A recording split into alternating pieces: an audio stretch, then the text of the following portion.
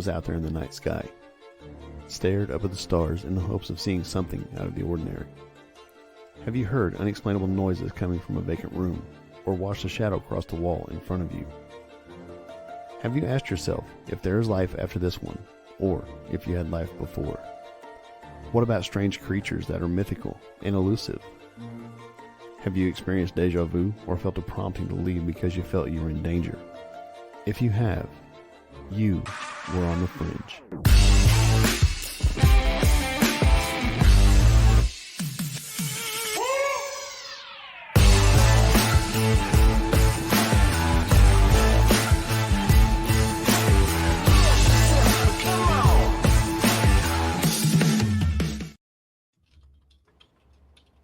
Welcome to another episode of On the Fringe. I'm Mark.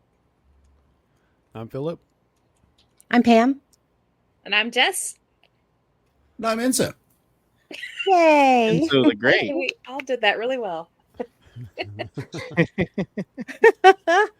Well, tonight, folks, we are here to discuss this weekend's Bordertown, ParaCon in Caney, Kansas, and all of the fun that we had, and whatever else happens to come up.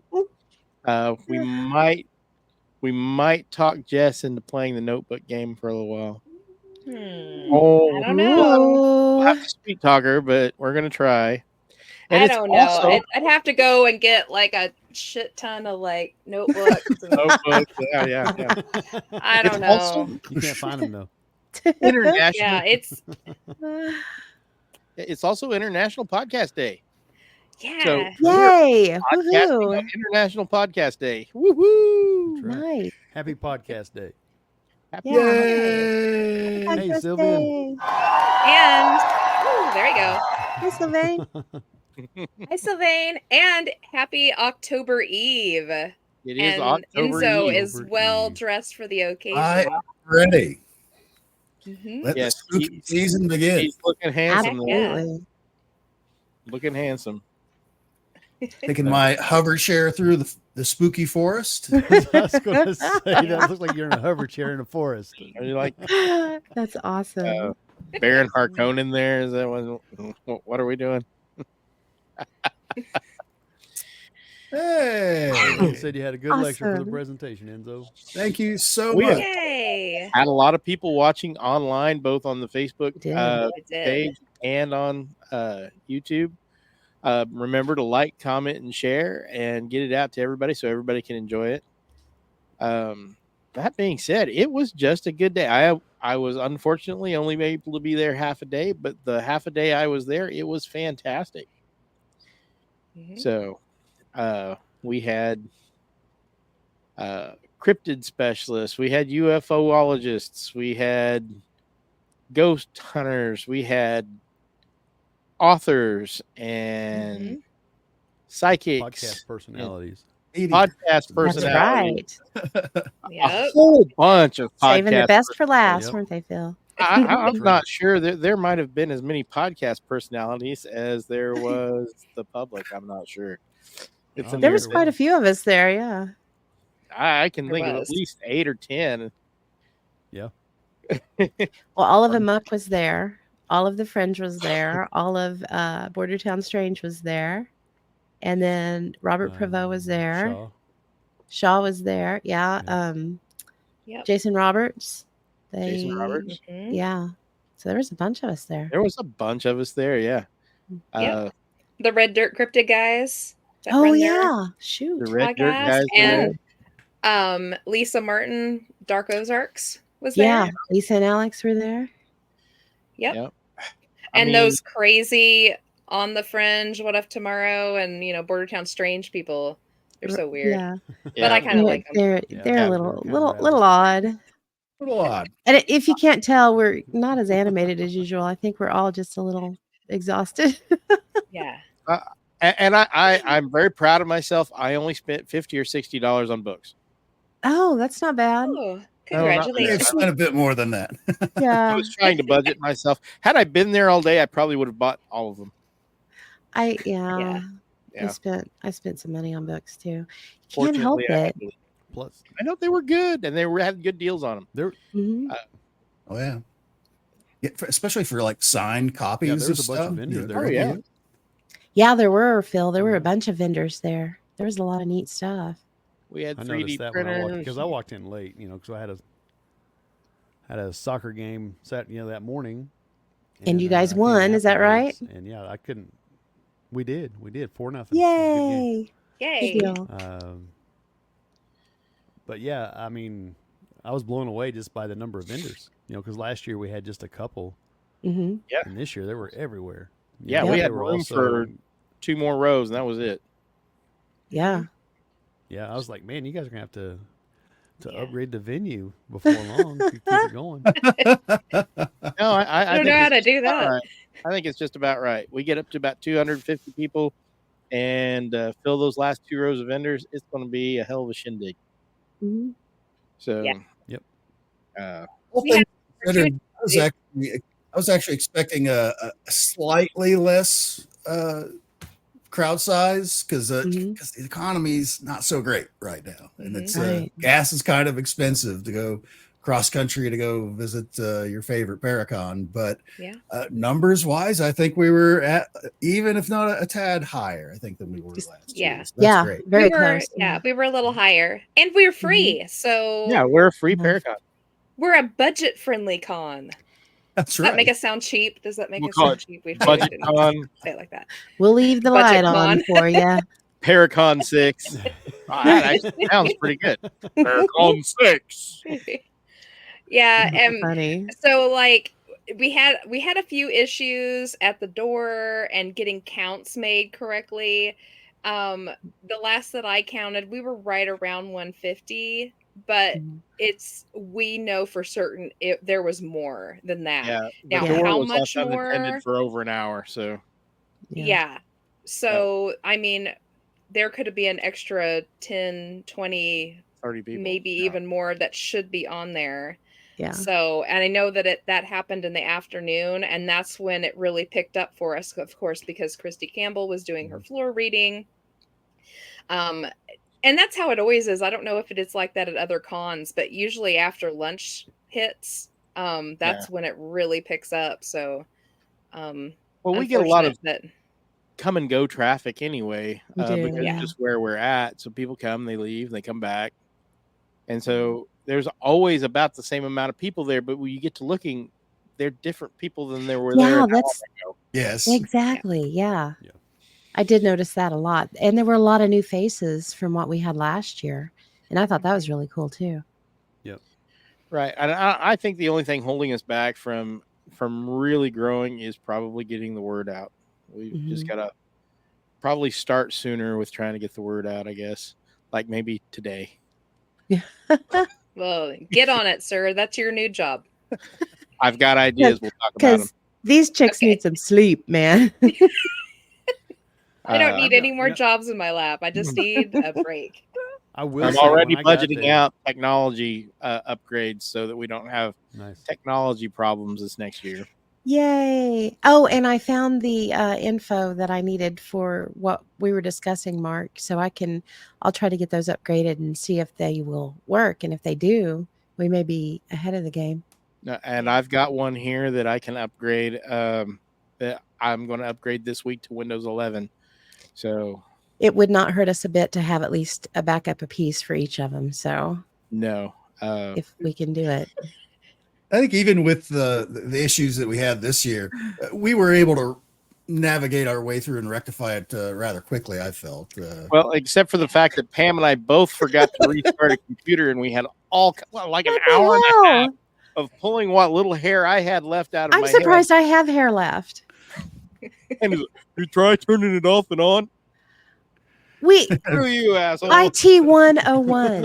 IT 101. Right, exactly. Well, we started working on it, Mark, what, about 8 o'clock in the About 7:45, 7:30, somewhere in there. It was early.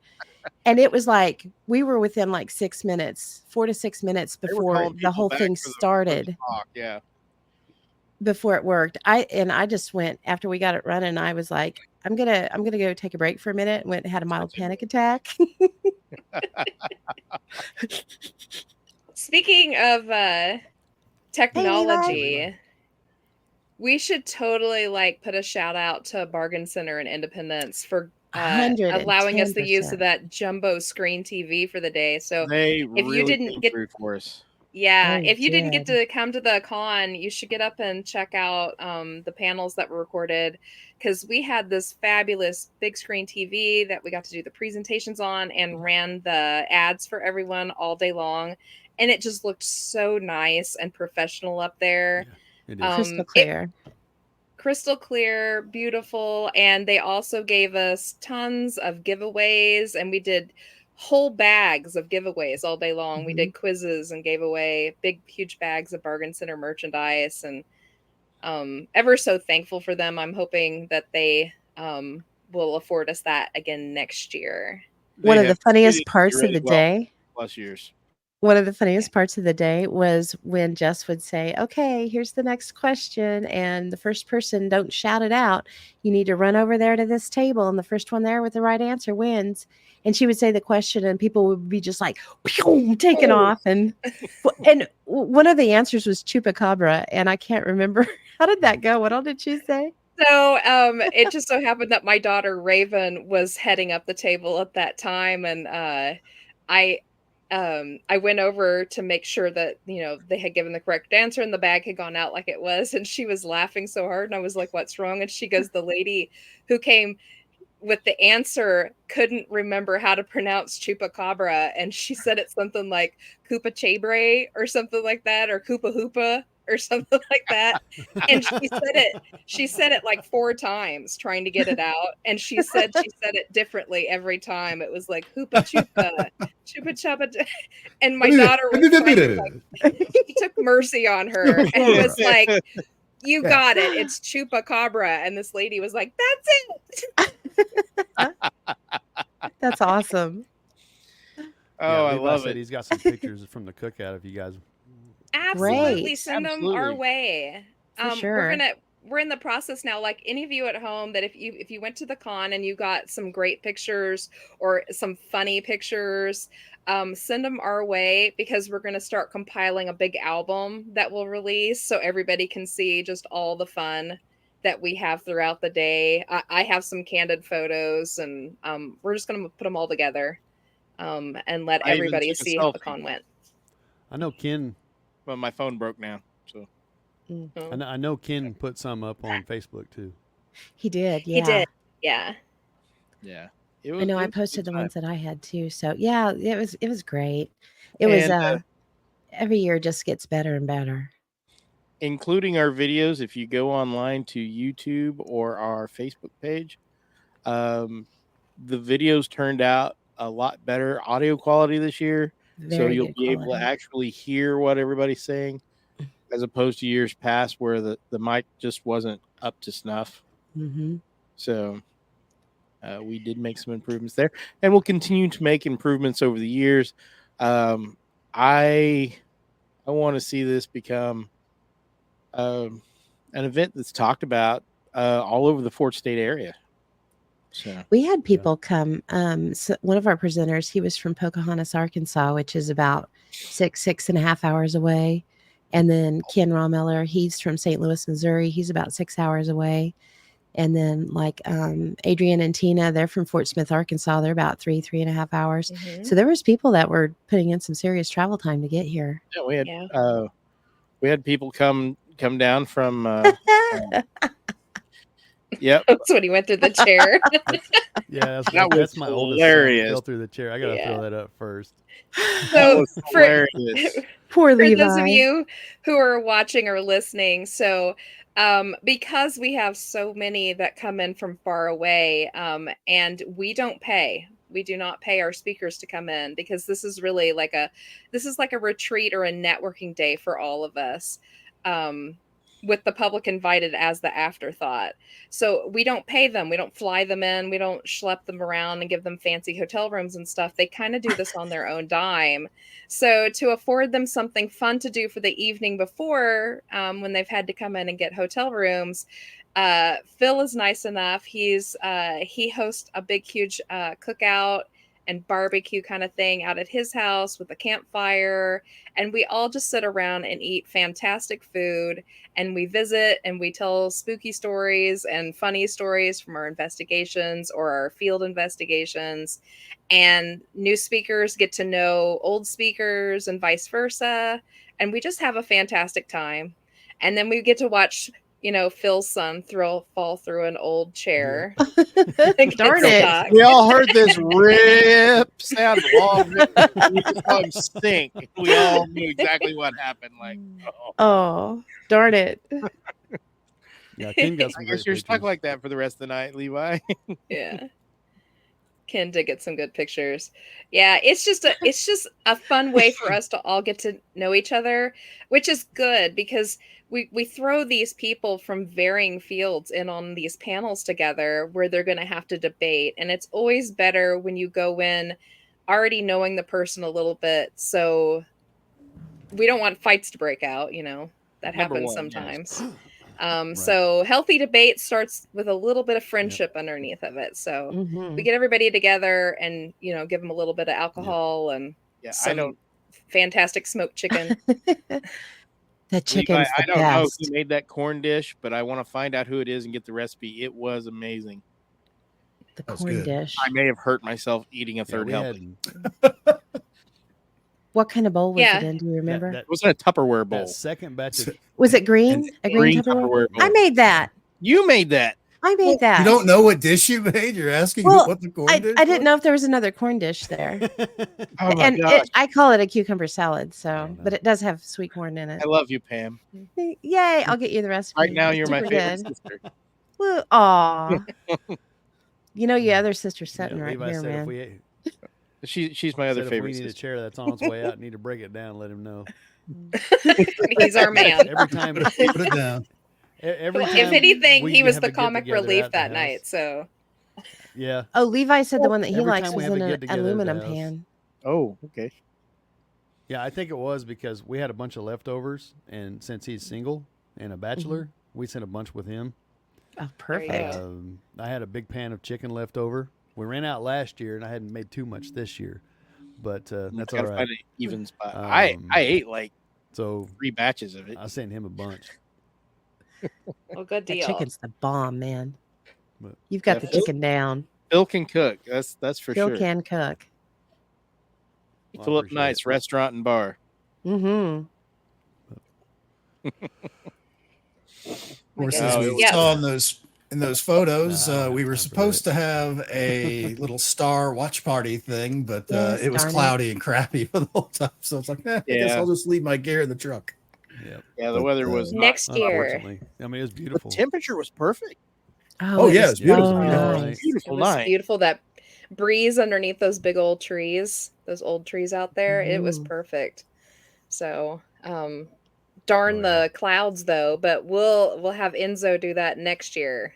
It will most certainly be clear next year. I can feel it. Yes. You're We'll focus on it. weather a year in advance. And speaking of a year in advance, Well- next year the ParaCon should be on the 27th of Yes. September. Yes, of September. Yep.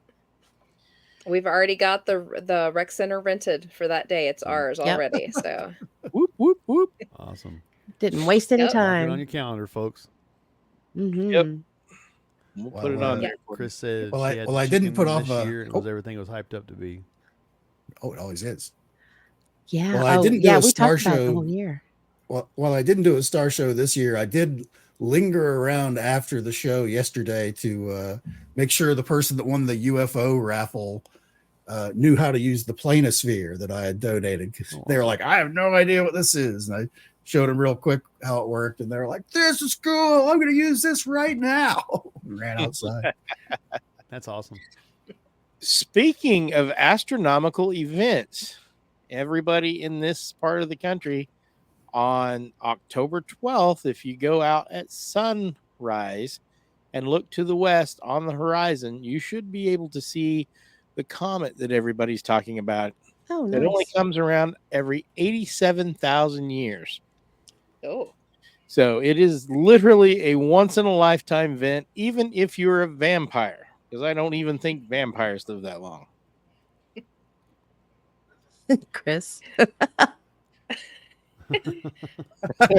Yeah. Mark couldn't be there Chris said because Dirty his Little single son child got know that they're busy that day. married. No wedding.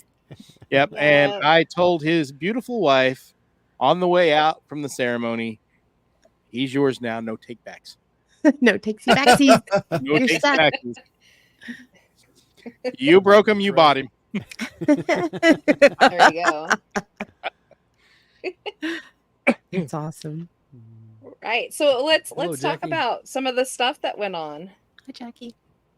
Oh yeah. at the I mean, con. it So was the great. presentations this year were fantastic. They were. Jeff Provine did his ghost children, and of course that's always super spooky. How can a ghost kid not creep you the heck out? And he's such a hoot anyway.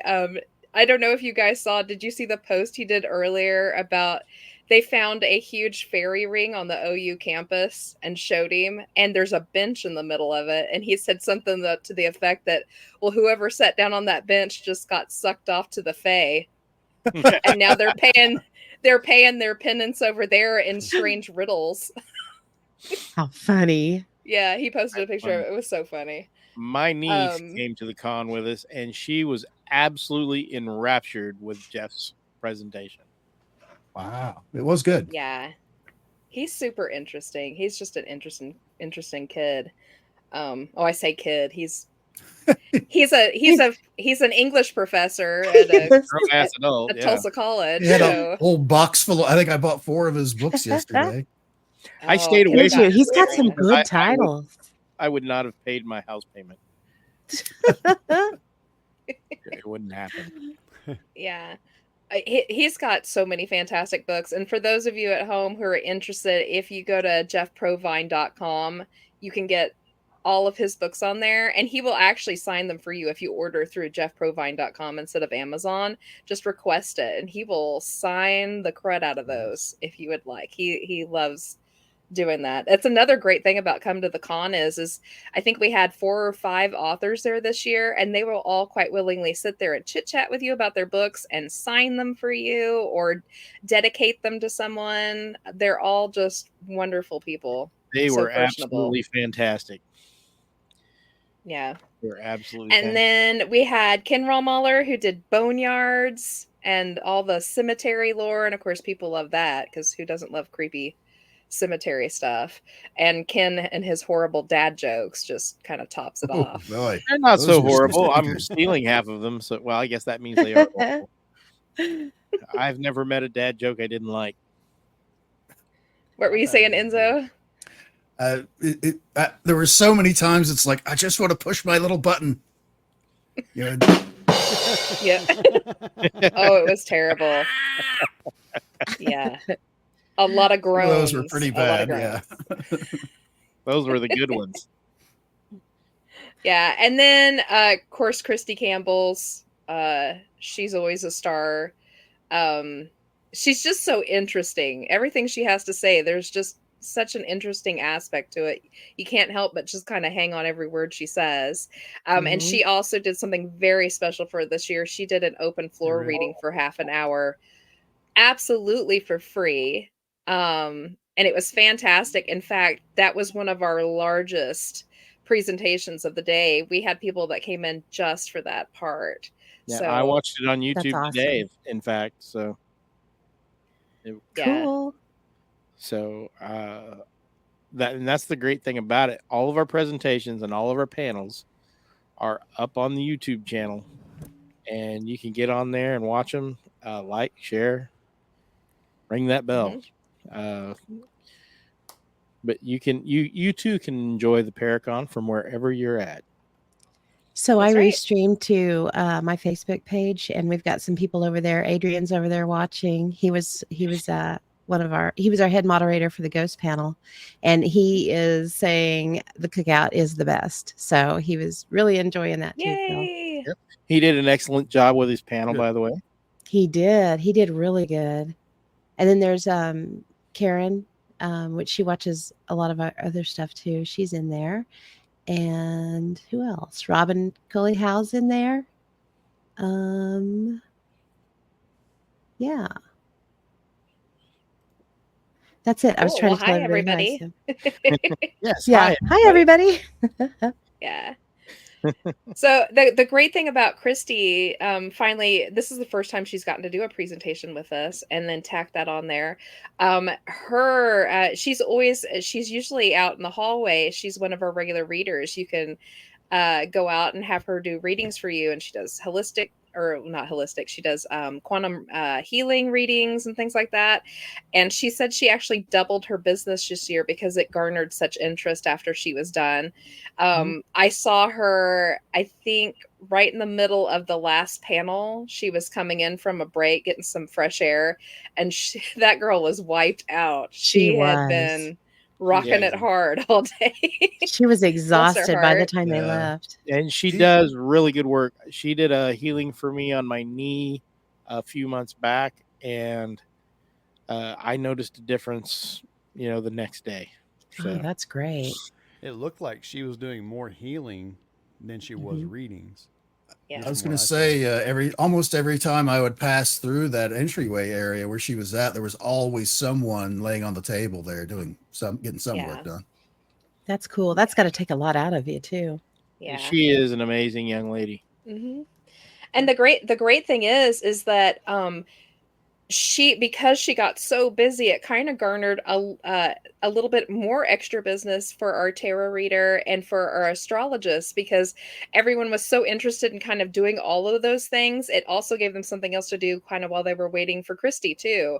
So Mhm. everybody out there made just a killing. So Rachel Patton out of Independence, who graciously took over for Lindsay Miles, our usual tarot reader. Lindsay was unable to make it this year and felt horrible about it, but Rachel stepped right in to make sure that we had a tarot reader. So that was great. And then this year we got really lucky. One of our usual panelists, Clinton Hancock out of Enid, the OPIS team, his sister just happened to be in from New Orleans to visit family, and she is a professional astrologer. And he had felt badly that he was going to miss out visiting with her for a couple days. And he was like, "Hey, sis, I go to this con every year, and I'm just not going to be here on these couple of days. I can't miss it." And she was like, "Well, can I tag along?" And he was like, "Well, I don't see why not." And he called me and said, "Hey, would you all like an astrologer?" And I was like, "You betcha, bring her along." So Absolutely. she was Denise Hancock, she was wonderful, and she actually really enjoyed it. She does most of her things professionally online or call-ins. She very rarely does festivals, but she told me that when she does do festivals, there are of course the large ones or the large cons and things like that. And she's like, I'm lucky if I get about 8 readings a day. She did that plus more at ours. That's Nice. That's amazing. awesome. And I missed out. Yeah. If I had had a little more time, I was going to stop in for a reading, but I just ran out of time. That's so Yeah. cool. So for her, we outdid the big places that she goes to. She goes, I don't much care doing them, but she goes, here I felt like I got like more one-on-one time. It was a lot more personable. And she goes, I actually got a little bit more business than I do at the big ones. That's So so cool. even That is That's awesome. absolutely cool. So Ken's in the other chat and he said to say great ParaCon and show. So yay. Thank you, Ken. yay. yep. Yeah, so moving on. So we were on the presentations. So this year we were lucky enough to have Jim Gray come in, and Oh, I I'm love sure that everybody guy. always heard us talk about Jim. He's a gem. He is Jim is a gem. You're right. he is. He He is is fantastic. Mr. UFO Cowboy Supreme. He is the And best. He's a real cowboy too. I mean, He is. he is. a lot of people, he dresses really cool. No, that's just him. That's how he Oh, is. that's Not what a he always costume. wears. Yeah, That's it's his not a working clothes. costume. That's his working clothes. That's Yep. Oh, Ken said that he got readings from all 3 and they were all with similar results. So that's interesting. Very cool. Oh, yeah. That's cool. Well, very that's good. Good to good if they know. were all Yeah, similar results. That it means they're, is. on the up and up there. Yeah, Not that we wouldn't have anybody on the up and up. Right. I didn't but get it's a cool when I it didn't get works a out. reading this year, but I did last year. I had the tarot and the and Christie, Uh-huh. and they were really similar. And then Jess, your mom paid for my past life experience, my past life Yeah. reading and all that, which it was cool. I mean, we had when she was on with us, we had her kind of run down it, but it was actually pretty cool. Yeah. It's so much fun. I haven't done it yet. I'm so afraid they're going to tell me something I don't want to hear. So, plus, I'm always so busy. I'm usually just a Right. streak with a clipboard, so I don't get a lot of time to do that. I know Jennifer had her past life read, and she said Yeah. it was really, really wild. It was really cool. Cool. I'd probably find out something really interesting, like you were a sheep farmer. That's it. You died. Wolves ate you. Yeah. So I had kind of both. You know, one life, I guess I was a gladiator. You know, and nice. In another life, I was a farmer. You know, so it was. It was so kinda, cool. It was cool. Chelsea Ives, are you the one that I spoke to at the con? Let me know. Yeah. Cool. think Phil, this one didn't of they, she say last year something about you and Andrea had past lives together too, that you met? That is so neat. It was. I love that. That is awesome. She had to put you in another life.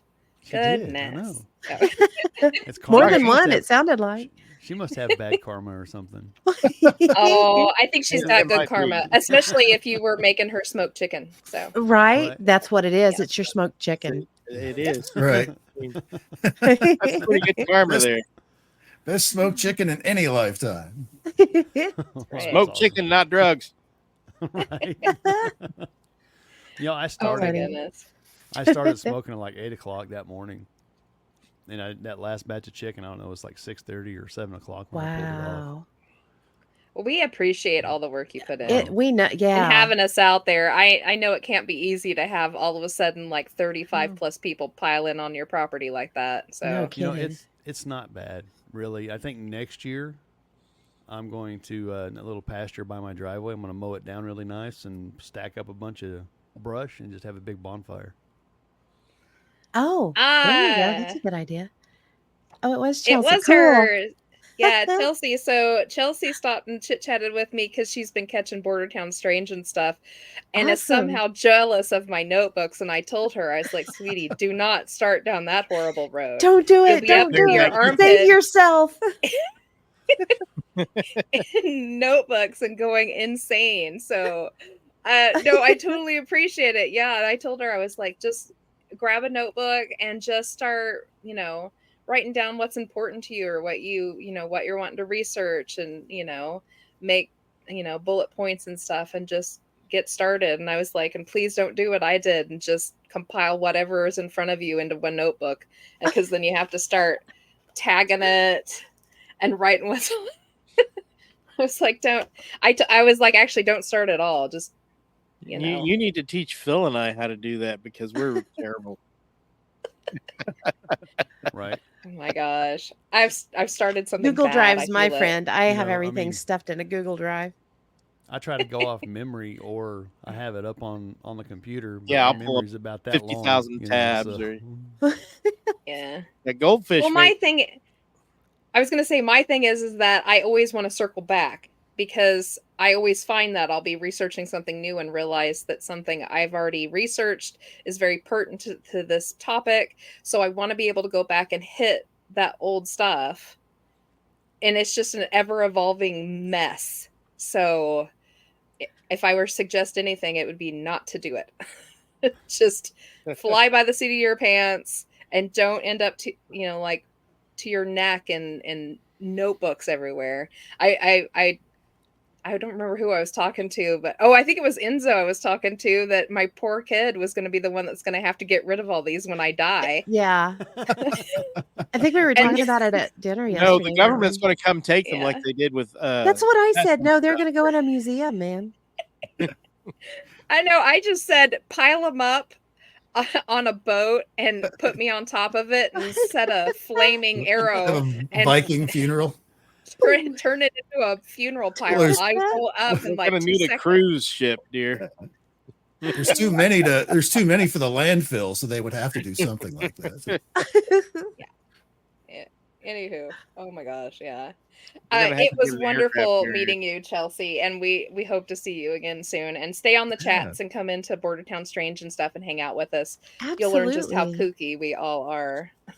Yeah, definitely. Because these Come and jump in yahoos the join us chats. too. They do. Oh yeah. And never be afraid to walk up to anybody there at the ParaCon and just start Yeah. chatting Yes. away if you've seen them Oh, online or anything like 100%. that. Yeah. Yes. Lord It's knows kinda poor cool. Enzo Oh, wished well, he'd well, had a run-in with someone. yeah. I had a friend she's in the chats on a different show. And she lives up in Northeast Kansas. She's like, I don't think I'll be able to make it. Maybe my daughter will bring me down or whatever.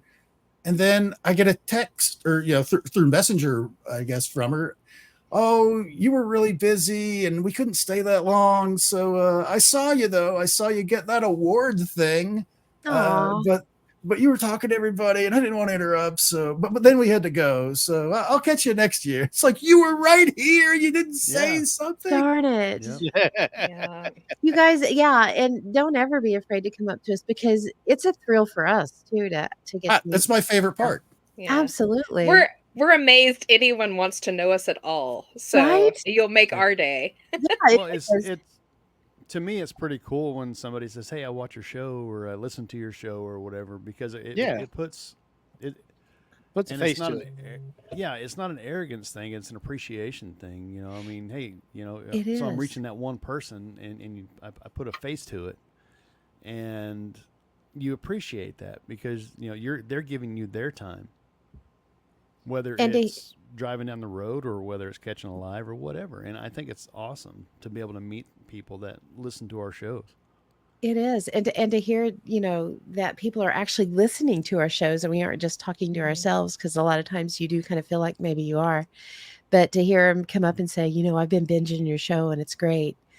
That's huge. Yeah. That is, yeah. That makes you feel like what you're doing is actually of something of substance, Yeah. It's a good Yeah. feeling. Oh, Chelsea said, I'll definitely do my best to attend these lives. ParaCon was phenomenal, and I'll definitely attend again. Yay. Please Awesome. do. And, come hang out with us a little bit. We'll chit chat with you and stuff. I'm sorry. I couldn't stay with her for very long because I was getting ready to go and start a new panel. So I couldn't talk for very long. And What is in up, fact, I brother? believe that Lisa and Alex? Lisa Martin and her son Alex were getting ready to head out. They couldn't stay for the entire con, so I was trying to say goodbye to them too at the same time.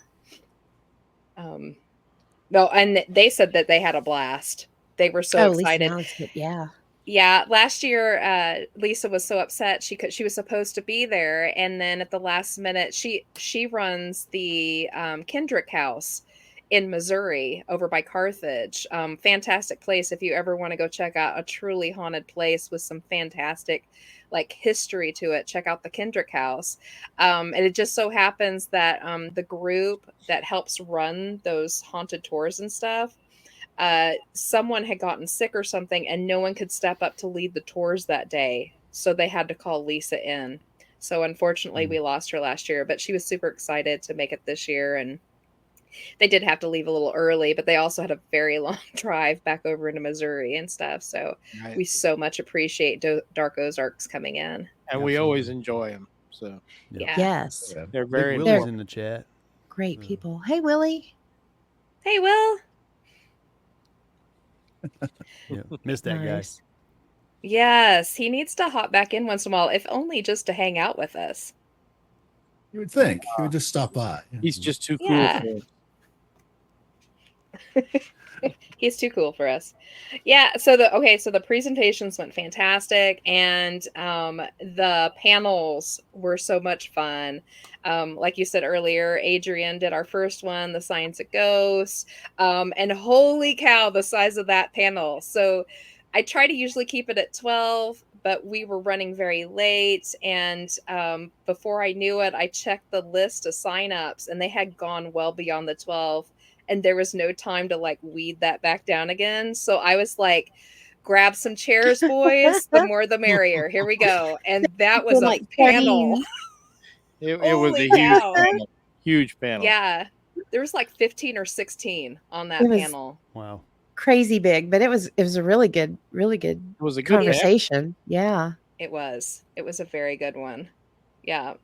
And then Scotty headed up our Bigfoot cryptid one, and that one's Yep. always so interesting because who isn't interested in Bigfoot and cryptids? Oh my gosh.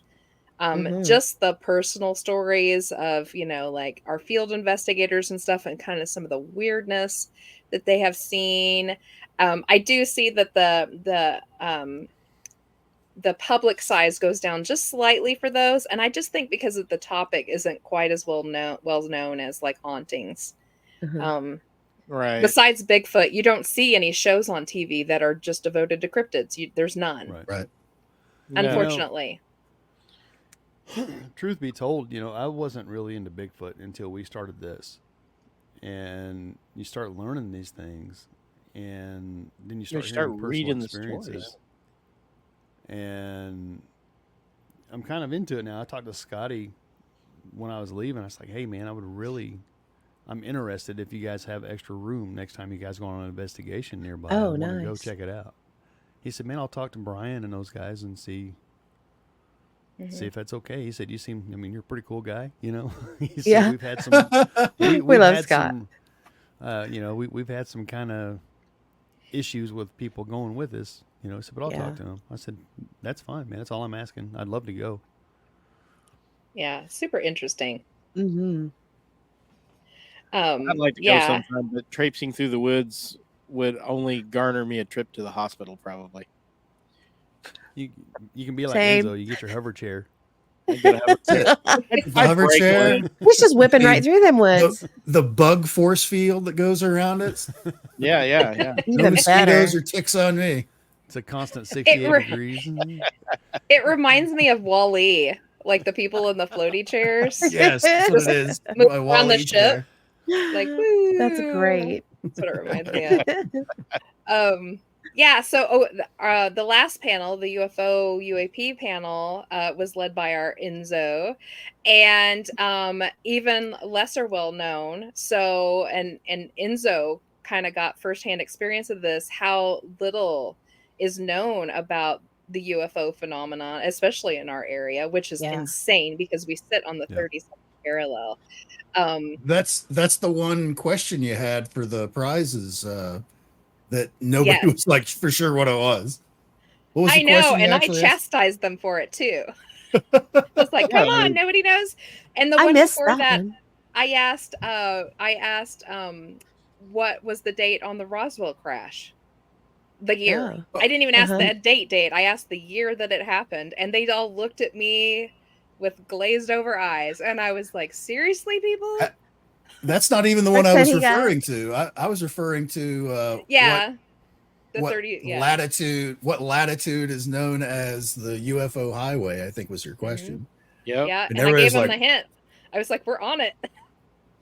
We're Yep. dead That- smack on it. And we've got UFO sightings almost nightly within 10 miles of this where I'm Yes. sitting right now. Yeah. Nightly. But yeah, it's a lesser known topic, and the great thing about, so we always put the UFO panel last. Number one, because we love sending people out into the dark, having just listened to crazy alien and UFO stories. But second of all, we do all these fantastic raffles, and we require that you be there to win. So people have spent all day long coming in and out of panels and leaving and coming back and throwing their raffle tickets into these pots, and they really want to be there to see if they win.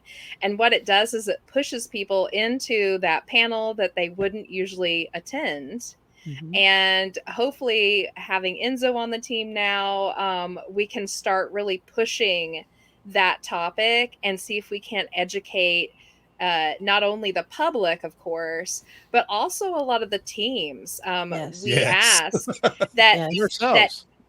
we asked that ghost hunting teams and that Bigfoot people, encrypted people, everybody come onto these panels, even if it's out of your field. In fact, especially if it's out of your field, because we want your varying opinions.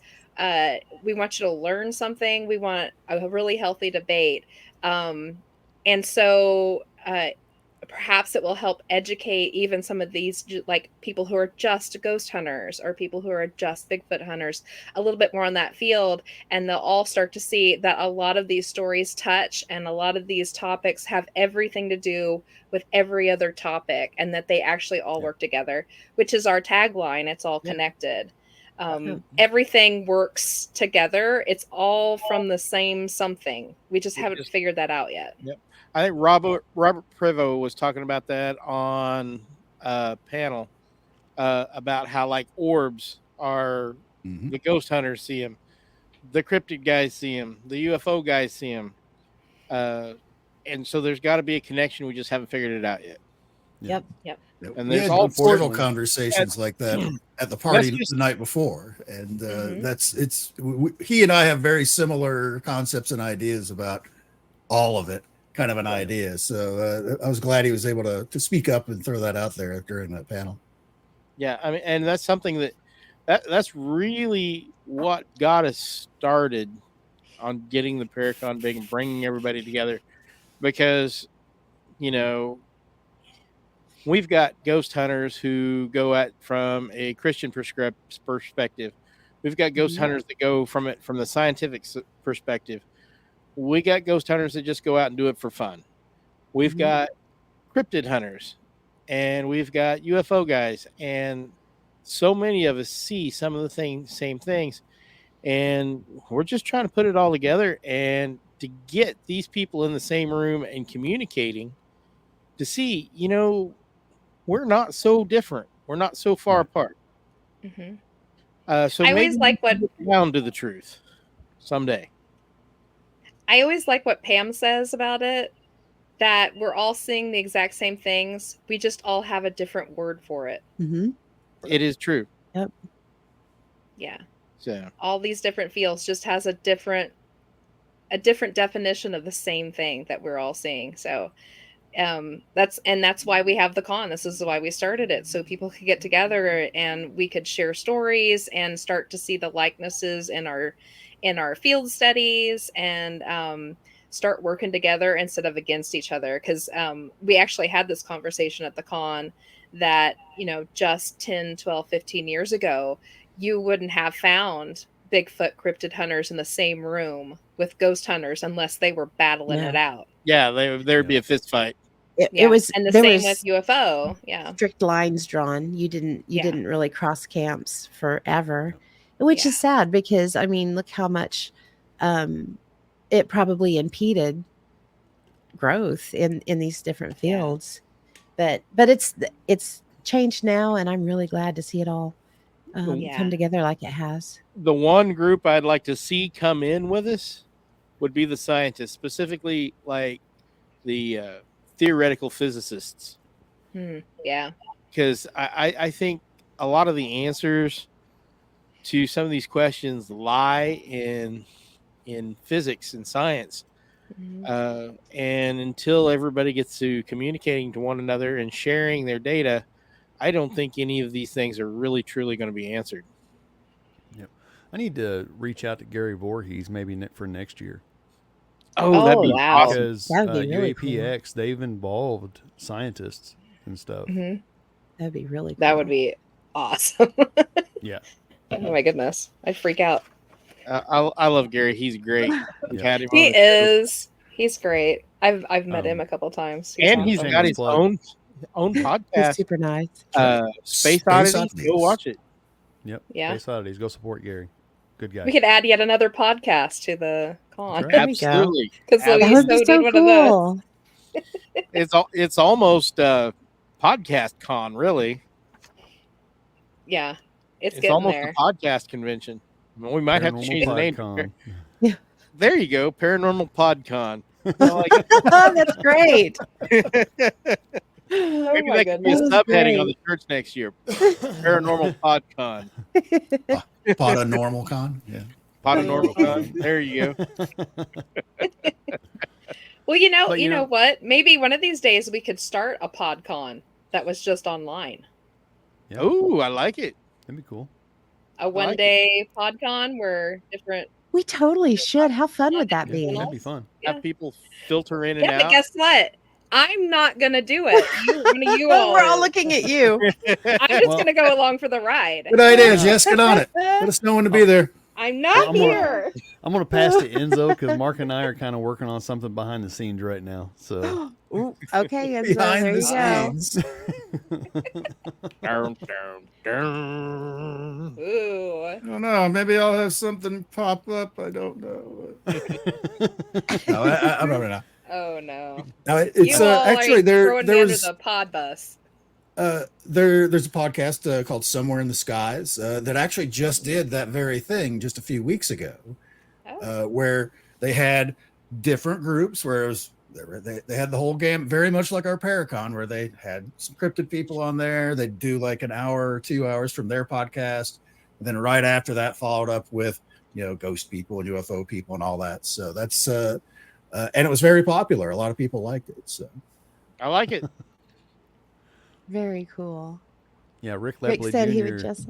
Yeah, said he'd dress up and stand on the corner in an outfit on the corner to bring more people in next year. the wacky waving guy. The wacky waving guy. Rick, I just want you to know that there is a Mothman costume with your name on it now.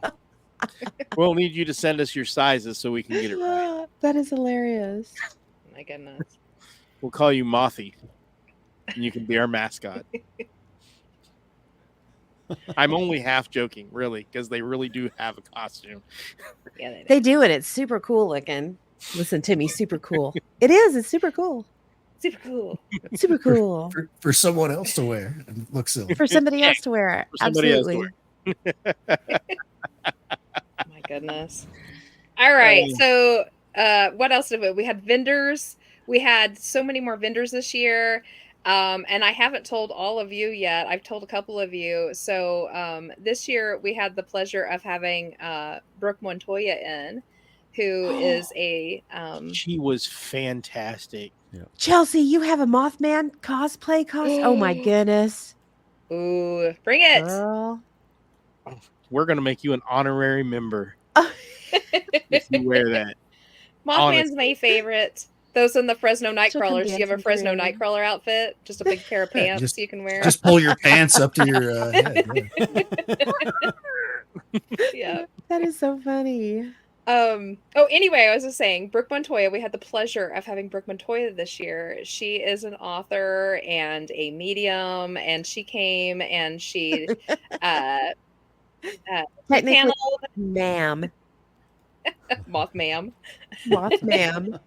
I love it. She paneled and she sold her books and stuff, and she was just so excited to have been a part of it.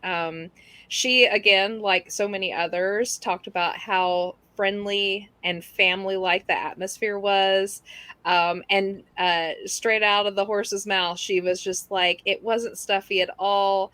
A lot of these cons that I go to are so highfalutin, kind of, too big for their britches. It's very cold. But she was like, but not here. Everybody's so friendly. It's wonderful. And while it is on the smaller size, it's so relaxing just to sit here all day and to be able to watch and hear the panels and stuff and not be stuck in a room somewhere off to the side where you never get to be a part of anything. She actually offered, she has a very large group of friends that do all these cons, these vendors and stuff. And she was like, they would love to come and do this. They're only a couple hours away from you. Do you want me to get you in contact with them? And I was like, yes, please. And she goes, well, there's quite a few of them. And I was like, bring it on. Because I figure if we fill out that side section, then we can certainly start, filtering some stuff around and figuring it out. The more the merrier is what I say. That's great. Yep. And speaking of Brooke, I got to speak with her a little while, and she's absolutely just super sweet and brilliant. I mean, she is very, very nice. She signed my book. And if you go to the SEK Bordertown Paranormal page, we have put a link up there. She just released her brand new book on the McIntyre Villa today. It's up for sale, and there's a link there that you can click on to go get it. It's just hot off the presses. So get yourself a copy, get yourself one signed, I will be and getting tell one. them, yeah, tell Brooke that we sent you. I pre-ordered one at the ParaCon, so I'm super should. excited to get it I in. almost did, but I didn't. Oh, I'm a bad Darn man. it. shame. That one, and I bought her one of her other books as a gift for Karen for over at Doof Oh, Doof, awesome. so she'll be Yay. excited to get that. But yeah, I chatted with her for what I thought was, I was just going to come by and look at her books because I think it was during Jim's thing, and I was already pretty familiar with this work, so I didn't feel too bad about working some of the vendor areas then. But we ended up chatting for like 25 minutes to the point where she was like, "I'd love to see her talk, but I've really got to go to the bathroom." But it's Oh like, no. okay, go. My God. Yeah, she's lovely. And so we actually got more vendors this year than what we had planned. Some of them tagged along with other vendors and was like, "Hey, if you have a spot open, could I set up?" And I was like, "Sign this paper and go get to it." So the more the merrier. We had people who had like 3D imaging. We had the Proudies in who were in last year, and they do all the woodworking stuff, Bigfoot, and Laser oh my goodness, engraving and stuff. Yeah. Yeah. laser Yes. engravings and stuff like that. And the oh, I just lost his lost his name. Jason Crap. Roberts. Jason Oh, Roberts' Jason. team. Yeah. Road Trip Paranormal. Road Trip Paranormal. They brought in like their entire team and a huge vending setup full of They just did. anything you could think of. They had books and Shirts. like They had crystals geodes. Yeah. geos and necklaces and t-shirts, and they were a great bunch. I loved hanging out with They them. were fun to They talk were to. With them awesome. more. Yeah. Yes. Yeah. I think I sat and talked to Jason out here for a while. I think it's when you were leaving. Yeah. We were visiting with him, and just really nice guy to talk to. Really was. He is. They were They got all some really great stories really too. great. Yeah. Had some fantastic campfire stories to tell. So yeah, super great. But yeah, the vendors were awesome. Of course, the readers were vendors too, and we already discussed those. And then the We had- raffles. Holy cow, the raffles this year. We had, don't forget, Craig and Ashley from Penn Paranormal. They were there as well. Oh yeah. I didn't list Oh, yeah. everybody was there. So Ellen Yeah. was over there, and just wow. Yeah. It was great It this was- year. It was really good. Oh Yeah, yeah, like Mark L&M. said, That's like- right. Yeah, L&M. Like we've got like a row and a half left to fill up, and then that whole side of the gym will be full. I really like So- how this year we did the black tables. That kind of separated the vendors from Yeah. the actual con and had all of the gift baskets right there that you could look Well, at. and it to put raffle. everybody into one room so you could go browse everything without Yes. missing anything. Yep. And I had several people tell me that they really liked it that way because with the sound system that two guys in a PA did for us, they could hear everything that was going on. And while they browsed, and they didn't have to miss anything, and they still got to take care of their shopping pleasures. Definitely Yeah. shout out to two guys in a PA. Even though it was just one guy in a PA. It Yeah, was it's just a okay. guy in a Did a PA. I mean, that job. He was the best guy in a PA. yeah, Yeah, the there audio you go. really- the audio was great this year. It was really Yeah. He had good. it tuned in just right this year. It was really good. Yep. Awesome. Yeah, they've been tweaking with it and stuff and trying to get it just right for us. Plus the microphones, you don't realize until you have to like actually deal with like multiple microphones coming into, just 2 or 3 speakers, how much tweaking. Plus people have different voice ranges, and like one microphone will work great for a low range voice while another one will only work well for a high range voice, and to find that happy medium, they did a really good job this year, really trying to get that focused in better. Well, I they know got that they the also channel. got some new covers and stuff for the microphones to kind of help with some of those issues that we were having The before. mic So top. Yeah. so it's getting better and better. It was Yeah. It good. is. It gets better every year, and I'm excited to have this one done, but I'm also excited to see what we can pull off next year. Yeah. We've already got half a dozen things that we're going to fix for next year to make it an even better experience for our speakers and for our public. So Yeah. Ken's in the other chat, and he said, I really like the setup, and the big screen TV was amazing. Yes, it was. That was a huge upgrade from yeah. from the projector we'd been using. Another thing that was talked about a couple times, speaking of the two guys in the PA running the sound or whatever, I got a lot of compliments from especially some of the vendors saying how nice it was to have that music playing in between all the panels and stuff like that, because it kept it really festive and fun. And, Mike was really good at playing really good popular songs that just about everybody likes. So there wasn't that bland quiet where you're just listening to chairs move and people chitter underneath. And there was some like good tunes playing in between. So it kind of kept everything upbeat all day long. Chelsea said, well, next year will be the 7th year for the Paracon. Yes, it will be. yes, it will be. Lucky 7. Lucky That's number crazy. 7. Oh my gosh. I know. It's crazy that this is still happening.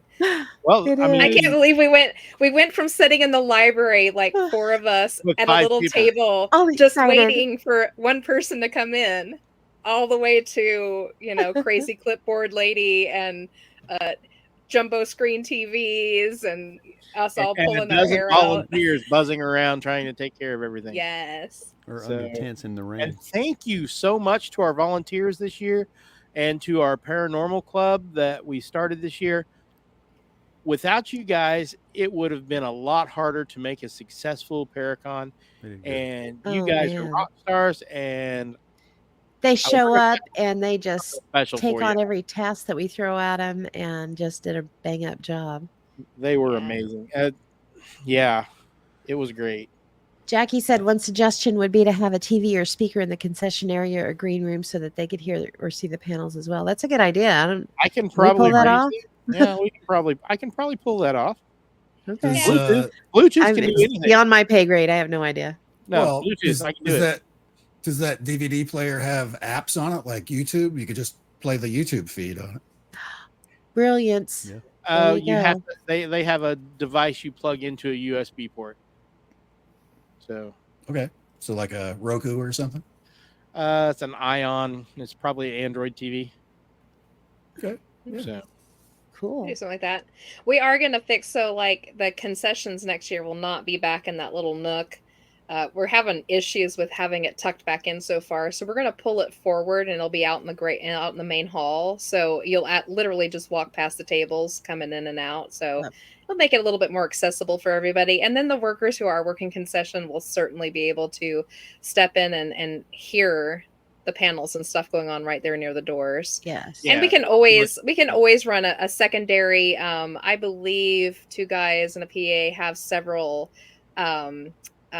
radio frequency speakers that they set up, especially when they're cool. doing large festivals. So we should be able to set maybe one up towards the back there, or maybe in the Nice. hall to kind of help project it just a little bit more.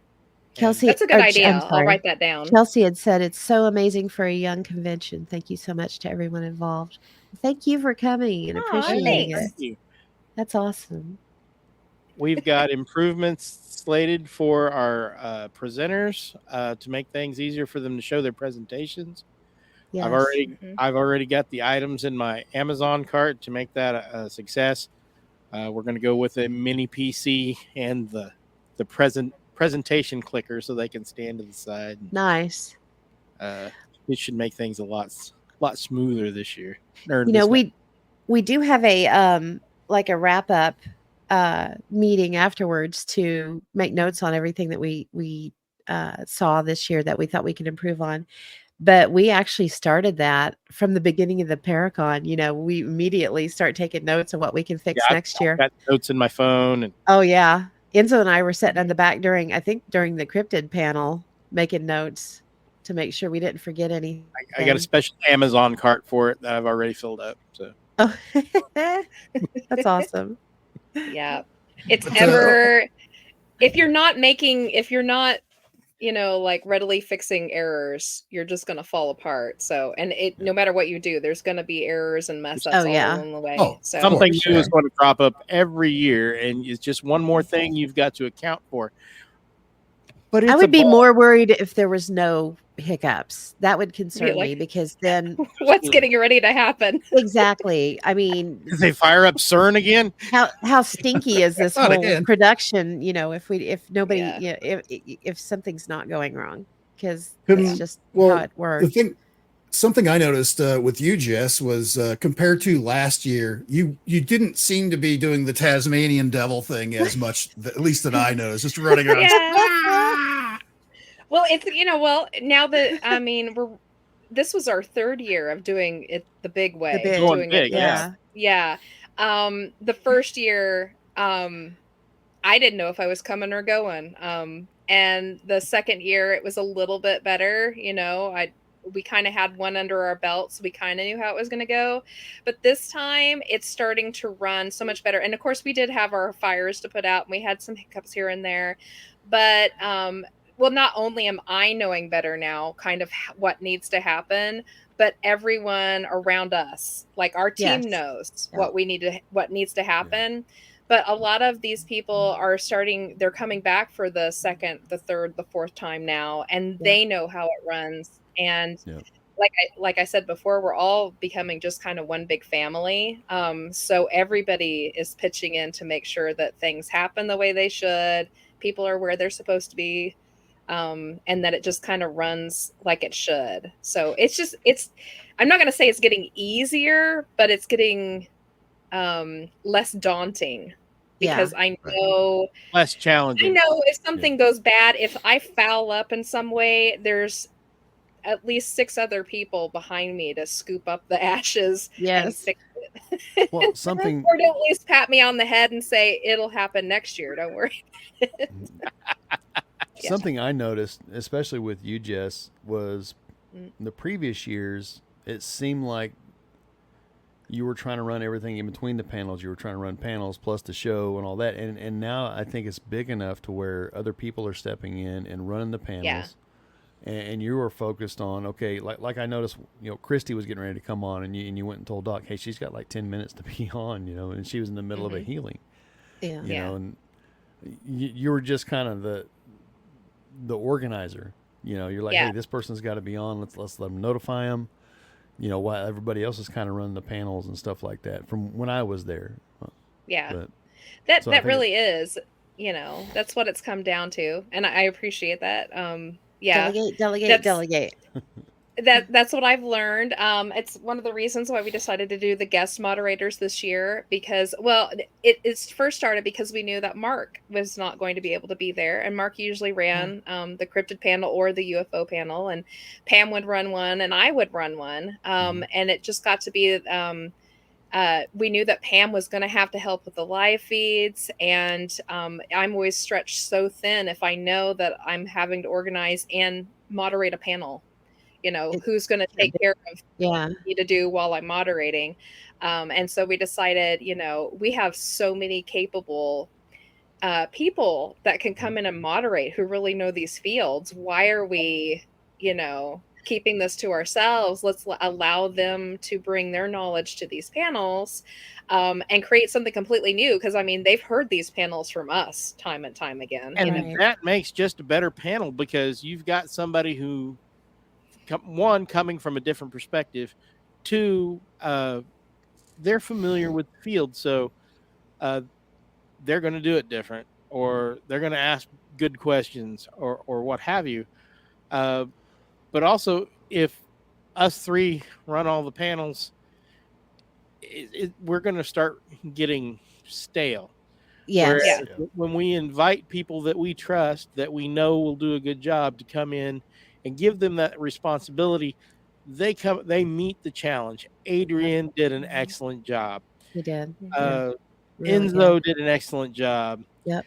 Scotty did a great job. It's just, we've got people that we trust and that will do a good job. We got very capable people for sure. Yeah. So there's no reason not to let them shine. And we know enough people now that we can rotate them year after year and just get a different perspective every year, which will help grow and help other people learn more about the different subjects. Over Yeah. in the other chat, Shaw's in there now, and she said she did notice more smiles from Jess and less stress. So yay! And Yes. Ken said, just like a phoenix, just keep rising and improving. That's true. Aw. Yay! Yeah, well, I mean, like I said, like this is our 3rd year doing it. Next year will be our 4th, and it'll go even more smoothly because we'll know. I mean, we've hit the pitfalls. We have screwed up. We have Oh made yeah, mistakes, and we learn from them, and we just know better for the next year. And like I said, like getting some guest moderators in, and oh my gosh, the volunteers this year. So I have to give a huge shout out to Alicia Smith, who yes, completely took care of She all the was vendors. yeah. I didn't have to worry about it anymore. The only time I had to worry about a vendor is if one came up to me and said, "Where am I supposed to go?" And I'd be like, "Go talk to Alicia." I didn't even have to worry about it at all. Yep. And to Stacy Huey, who was our star pitcher, she took care of all the volunteers. If somebody needed switched out, or if they were like, "Hey, I really want to watch this panel. Can you find somebody to like work the concessions for me for an hour?" She was right on it, rotating and making sure everybody had fresh jobs to do so they weren't getting bored. Yeah, it was awesome. And then Jane Harrington, who happens to be my mother, she's always very kind and runs all of our merchandise and the raffle Yes. ticket taking, which will drive That's anyone insane. daunting. But she happily does it. Her and usually my daughter heads that table up, and they will take raffle tickets all day long, just ripping tickets. So, and that was the other thing, the raffles this year. Oh my God. So we did our usuals. They were A amazing. lot. They were And so good. so many people gifted us raffles. We had so many, we ran out of space, and we were having to double them up on the Yep. table in order to fit them all in. So Ken Rollmuller gave us a fantastic handmade Ouija board set that he had been gifted at another con or Was a it speaking from engagement of some kind. Ashmore or Biltmore? I can't remember. I think it was Ashmore, wasn't it? Yeah. Yeah. Beautiful hand, a wood Ouija board set. What else do we have? A lot of the authors gave us books. Brian lots of Terrell books. gave us 2 books and a huge like Bigfoot enthusiast set, like a full of every little knickknack and fun thing you'd ever want. That one went for wow. That one was Yeah. full on raffle tickets. The Lepleys gave us a little gift basket full of like Bigfoot goodies too. It did Very well. cool. Yeah, it did Mhm. very well. Did we put out a sign up for volunteers? We We did, did. at the we had a paranormal club the weekend before. And that was the big one. Did we do it anywhere else? I can't Yeah, remember. we did it online. Yeah. Okay. If Over you're the course of a interested, few just send us a weeks. note. Yeah. We'll get you on the list. Yeah, Yeah. for sure. Absolutely. Especially if you're going to wear the Mothman outfit. Yeah. You can come in for the club meetings. The club meetings are at the Caney Library at 2 p.m. every 3rd Saturday of the month. Yep. Shaw's in And the then we other also- chat. She said that Pam was so smiley too and less stressed, and Jason Alexander was there to help out as well, which he did. He stepped up and helped with some of the technical That's issues awesome. we He were saved our having. Too. butts. He did. Hey, look at it. Did you try restarting it? I'm just saying. This is like, We were just like, "Are you kidding me?" and it worked. Between all of us and none of us. That's just like the big joke, you know. Did you try turning it off and on again? IT, yeah. From IT crowd. IT. Did you try turning it off and on again? That was a horrible also- British accent. I'm so sorry. She also had what I'll was mute the myself one then.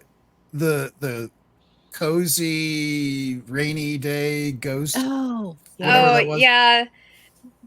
That one was mine this year. So I lucked into a beautiful Ouija fleece blanket that I almost kept for myself, but I decided not to.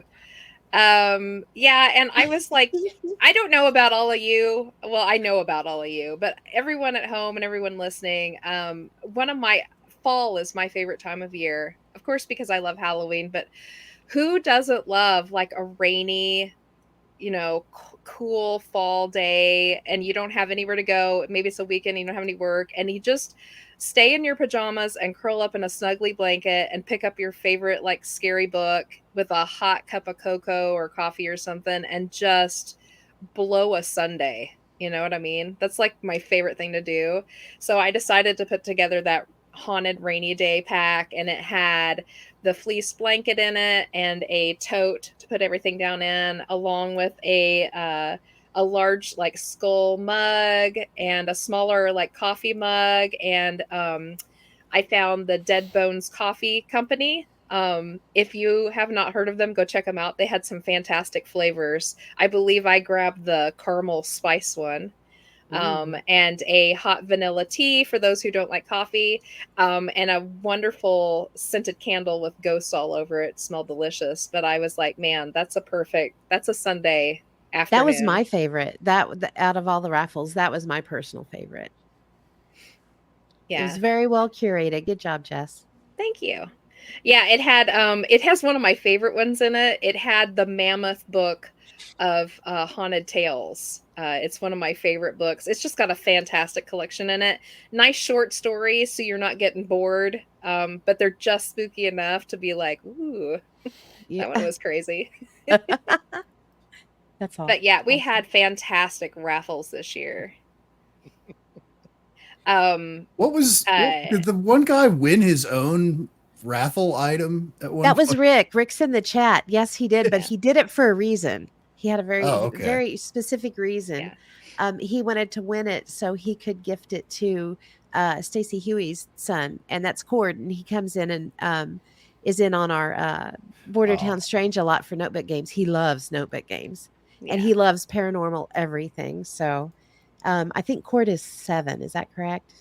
Yeah. Sure. So Cord isn't old enough to come to the con yet. Our ParaCon, you have to be 12 or older to come in, solely because we talk about very adult topics. Some of the stories are scary, and we have very passionate guests sometimes, and I don't want to subdue their language. So we've just made it 12 and over. Plus, we've actually had this discussion before. I think 11, 12 is right at that perfect age when you're starting to really develop your love and appreciation for the paranormal. So that's like kind of the perfect time to get you started, to be like, this is the world we're looking at here. You know, this is some of the crazy stuff that happens. What do you think? It's kind of the perfect age for that. I mean, that was the age for me. I mean, I loved it before then, but 11, 12 was when I started getting into like Goosebumps and like picking up the paranormal books at the library, and is Bigfoot real? And that's just kind of the perfect age for that. That's the time I picked up Van Durgen. So yeah, that's about right. Yeah. Just going back to what you said a second ago about the language and all that. I understand that, but I have not heard anything offensive or anything. I mean, no, they're usually pretty good. They are. Yeah, but innuendos happen and things like that, and I don't want to hinder our guests. No, I'm not. Yeah, poo-pooing that. I'm just saying that sometimes there are some graphic descriptions of death. Everyone does remain very respectful though, and it's really it's refreshing. It is very nice. Yeah. No, I filtered a few of my things. Yeah. You filter it. And another thing is and this is sometimes as no fault to the parent, but we get cranky kids and stuff who don't want to sit through an hour and a half long presentation on a hard surface. And we'll start struggling and whining, and infants will cry. And I don't want panels interrupted by what children do. That's what they do. So it's easier that way. And we look forward to the day when Cord turns 12 and gets to take a step. Cord can't wait. Yeah, the EPP and Geeks that came up, that's Shauna. She's like, she had to come over to YouTube so we could see her in the chat. Yay. And Rick, yes, he did get that for Cord. Even if I didn't win it, awesome. I would have made sure he ended up with something because he is the future of this. Yes, he is. Yep. Cords are like our unofficial, like junior ghost hunter. He is. No, he gets in. He's into it. I know Friday night, everybody's kind of sharing their stories and stuff, and my kids were out there. My daughter's 7, and she's like getting a little bit nervous, a little scared. Oh, no. And she jumped up in my lap. I'm like, well, if you don't want to hear it, we'll take you inside. You can turn on Scooby Doo, whatever. And she's like, no, I want to hear more. I'm like, I don't want you to, if they're going to tell more, you can't. You're not sleeping with us. I promise you. Yeah. Yeah. See that right there, it was just some fun little campfire stories we were telling. Right. So I don't want Right. kids getting scared or hearing something they're not ready for yet. For sure. Yeah, Right. and She's some like, are, "Can and we some make aren't. So I mean, Yeah. but by the Yeah. time 12 rolls around, they should all be pretty much ready for it.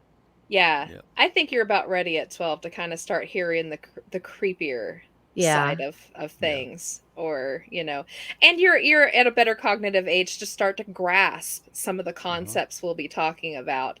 You probably won't get them completely, but you can start to kind of grasp and kind of see in what direction it's going. So I think it's the perfect age to start them off on.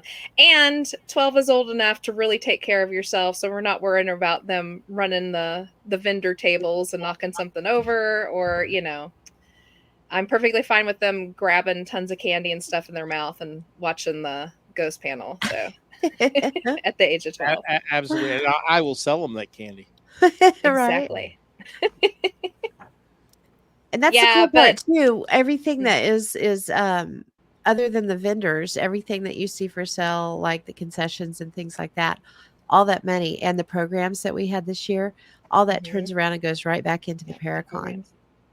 Yeah, you Plus have to more of kind our of own money. hold up one of the programs and show them. They came out so good. We're so proud of them. They did. They come out. really Yeah, well. so they came out really great. We sold ads this year to kind of help cover the cost of them. You can see those towards the back.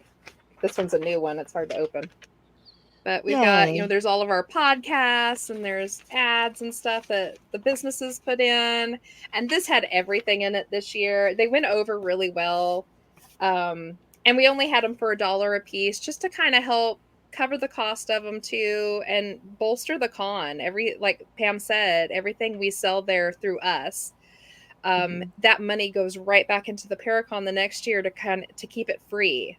Yep. We don't want to charge at the door. We're going to keep it free for as long as we can. And we don't make money, or we don't make enough to cover the costs. We all, I've pitched in several $100s. I know you guys have pitched in several $100s each. Mhm. So what we bring in just supplements what we're already paying in. Yeah. It pays for the venue and a few other small things, and we foot the bill for the rest. And that's just so we can bring everybody together. For a lot of us, it's the big event of the year. I know it is for us, and I love planning it all year long. Yeah, it's fun. And we get down like that last 3 months. We're like every weekend. Every we're getting weekend together. And not only is it great to plan, it's great to, not that we need one because we're adults, but it's nice to have an excuse for us all to get together and chat. Yeah. So it's really brought us all closer together. And closer together with the people in the community. It's just grand. Yeah. Shaw said maybe the vendors that are selling stuff could pitch in about $25 for their spots. Yeah, maybe so. They could, but like I said, we're trying to keep it free for as long as possible. So like Pam and I, we come from that world of vending. We're both artists, and we have spent the last 10, 15, 20 years going to art shows and paying the highest price booth prices only to sell not even a quarter of what we needed to cover that, and just being let down. It's terrible. And if someone had offered us a free spot and been like, hey, just come and join us, you may not get a ton of foot traffic, but it's free and you can break down when you want. Just come and enjoy the day, and you get to sit here and listen to these fantastic speeches and these panels and stuff. Pam and I would have been like, we would have been all over it. Absolutely all over it. And I think that's why we're getting such a good response from the vendors. They do get to attend for free, and they get to take away as much as they give us. So they get to, since they're in the same room, they get to enjoy the con. Yep. And then make enough money to at least make it worth their while. Yeah. And this year, and I don't, I think it's Shaw. You'll have to correct me if I'm wrong. Has it been all the last 3 years? She live streams too on her Facebook and well, not Facebook, but YouTube and Twitch, I believe. And so we're getting out on a whole separate group of people that we don't even know. So I think that's great Yeah. too. It's Anywho, absolutely yeah. We love you too, Shaw. The con was fantastic this year. So yay for everybody who helped make it happen. Yay for all of our volunteers. Yay for all the panelists and speakers that came in, especially the ones that drove from so far away on their own dime. Thanks to Phil for putting on the night before party. And of course, thanks to everybody on my team, because we spend a year putting this thing together and Lord knows we start losing our minds about August. And then it's just a downward spiral from there. But it's okay because we're going to rest up for this week. We're probably going to have a meeting this weekend to do a follow-up. You know, what can we fix? What can we do for next year? We're going to break for a little bit, do our case files by candlelight at the library on the 18th. Yep. And then we're probably going to get into some investigations finally, pick up where we started. And then what Enzo and Scotty don't know is that we have an end of year Christmas party. Oh, yeah. That we're going to plan for. And we've got like a secret Santa thing going on too. It's going to be fun to add 2 more into the mix on that. We just do a day, we go to Pam's house and we just we spend like a Saturday or Sunday just watching really great, you know, like paranormal TV or I think last year we spent all day watching Graham Hancock. Yeah, was it Graham Hancock or was it who was it? Was it? I know we spent a couple of weekends watching Graham Hancock. We did. No, this was somebody else though. Was it on History? I don't remember. Was it? But we watch shows like that and we just put out a spread of food and we exchange gifts and we just watch that kind of stuff and just eat for an afternoon and just enjoy, kick our feet back and enjoy. No ParaCon, no cases, no nothing. Just chill out. Fun, be friends. Sounds awesome. And almost everybody got cat balls last year, which was hilarious. It was. It was. The ones you touch and then they go off. Well, that even sounded worse, Mark. Maybe we need to clarify even further. Shout out penicillin will take care of that, I think. Oh, no. All right. Well, you know, it's starting to get a little late. Did you guys want to do any of the notebooks before we head out? Yeah, let's absolutely. do 2 or 3, yeah. So we'll have to explain to them what notebooks are. We're not going to play the normal notebook game. We're not playing the normal game. We're going to play the Fringe version. Oh, okay. So nice. Mark and I actually came up with this once. You were gone, and we needed something to do really quick because you were supposed to carry most of that topic we were going to do that day. So we invented a version of the notebook games. So what we do is we allow the chat rooms to pick a page and a book like we usually do. And I open it up to that page, but I don't read what's on that page. I just tell you the topic that's on that page, and then we have to discuss it. Ooh. Yeah. Like 5 or 10 minutes on that topic. Everybody chuck in what you know. We'll discuss it a little bit and then move on. I think we have time to probably do like a couple maybe. If we try to keep it short. So are you guys up to the challenge? Because there would be excited in there. I'll just act like one of my panel members. You do that. You're just going to check out. Good. Or if you do this. All right. So everybody in the chat, I have 5 notebooks. Fair. I'm kidding to my panel members. So all you have to do is pick up notebook 1 through 5, and then pick a page number 1 through 75. And whatever topic is on that page, we will discuss. Okay, so Rick wants notebook 3, page 13. Okay. Counting through. Shaw said the same thing. Notebook 3, page 13. Oh, wow. Wait, no cheating. What? Wow. Cross platform cheating at that. Chelsea almost got the same. She said notebook 3, page 1. She's just missing the 3 on the end. That is weird. That is weird. Okay. So this page is on President Eisenhower signing the secret treaty in 1954 with the alien race known as the Greys, the Greata Treaty. So let's discuss. That book is actually on my wish list on Amazon. I just have not got it yet. That is weird, Shaw. The only thing that I really know about it is the treaty was supposedly for technology. They were allowed to take so many people a year. That's all I really know about that topic. As I recall, they said, well, you can take people, but you need to give us a list of names. We need to know who it is that you're taking. But you can take what you like, as long as we get goodies. Right. And in the What does it end, approve? they didn't get what they were promised. They basically they're taking people, but we didn't get the tech that was promised, as I understand it. Yeah. They like formed an entire committee that the aliens were supposed to answer to when it came to taking people, and they called them the Majestic 12. Yeah. And they had to report to them. And supposedly Eisenhower had this entire treaty done up where it was kind of a give and take thing. You scratch our backs, we'll scratch yours. And supposedly there was quite a more people involved with that than just Eisenhower. So That's interesting. yeah, I guess the original idea is it was presented by whoever the aliens were, that they were just going to do like a basic, quick physical exam on some people, just some specific, just they didn't make it sound like it was going to be a big deal. They didn't make it sound like it was, as it turned out, were these horrific experiments that were very invasive and tracking hardware and everything else that goes into it. Mm-hmm. Yep. So there we go. Does anybody else have one that they want to do?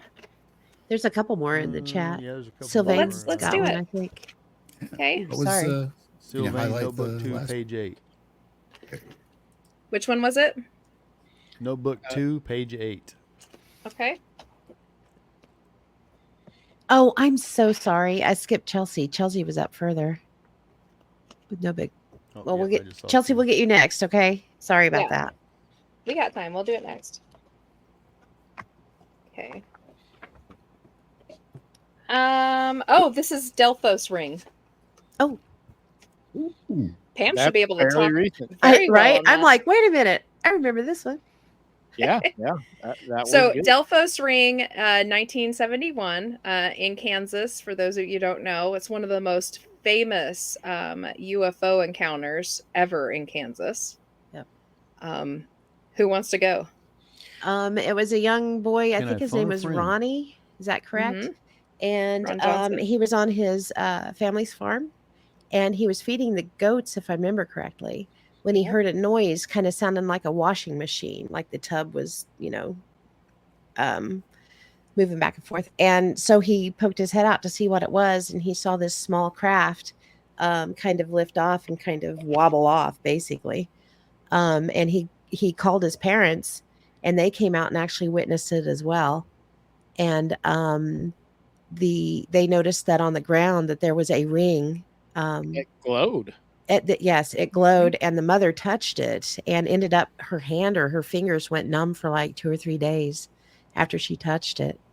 Why she touched it, I have no idea. Yeah, I wouldn't have touched it, but they did have I totally would have. yeah, Mark would. Yeah, for We sure. know you have, Mark. Okay. She did have the peace of mind to grab a Polaroid and take some photos of it. So they had almost instant photos of it.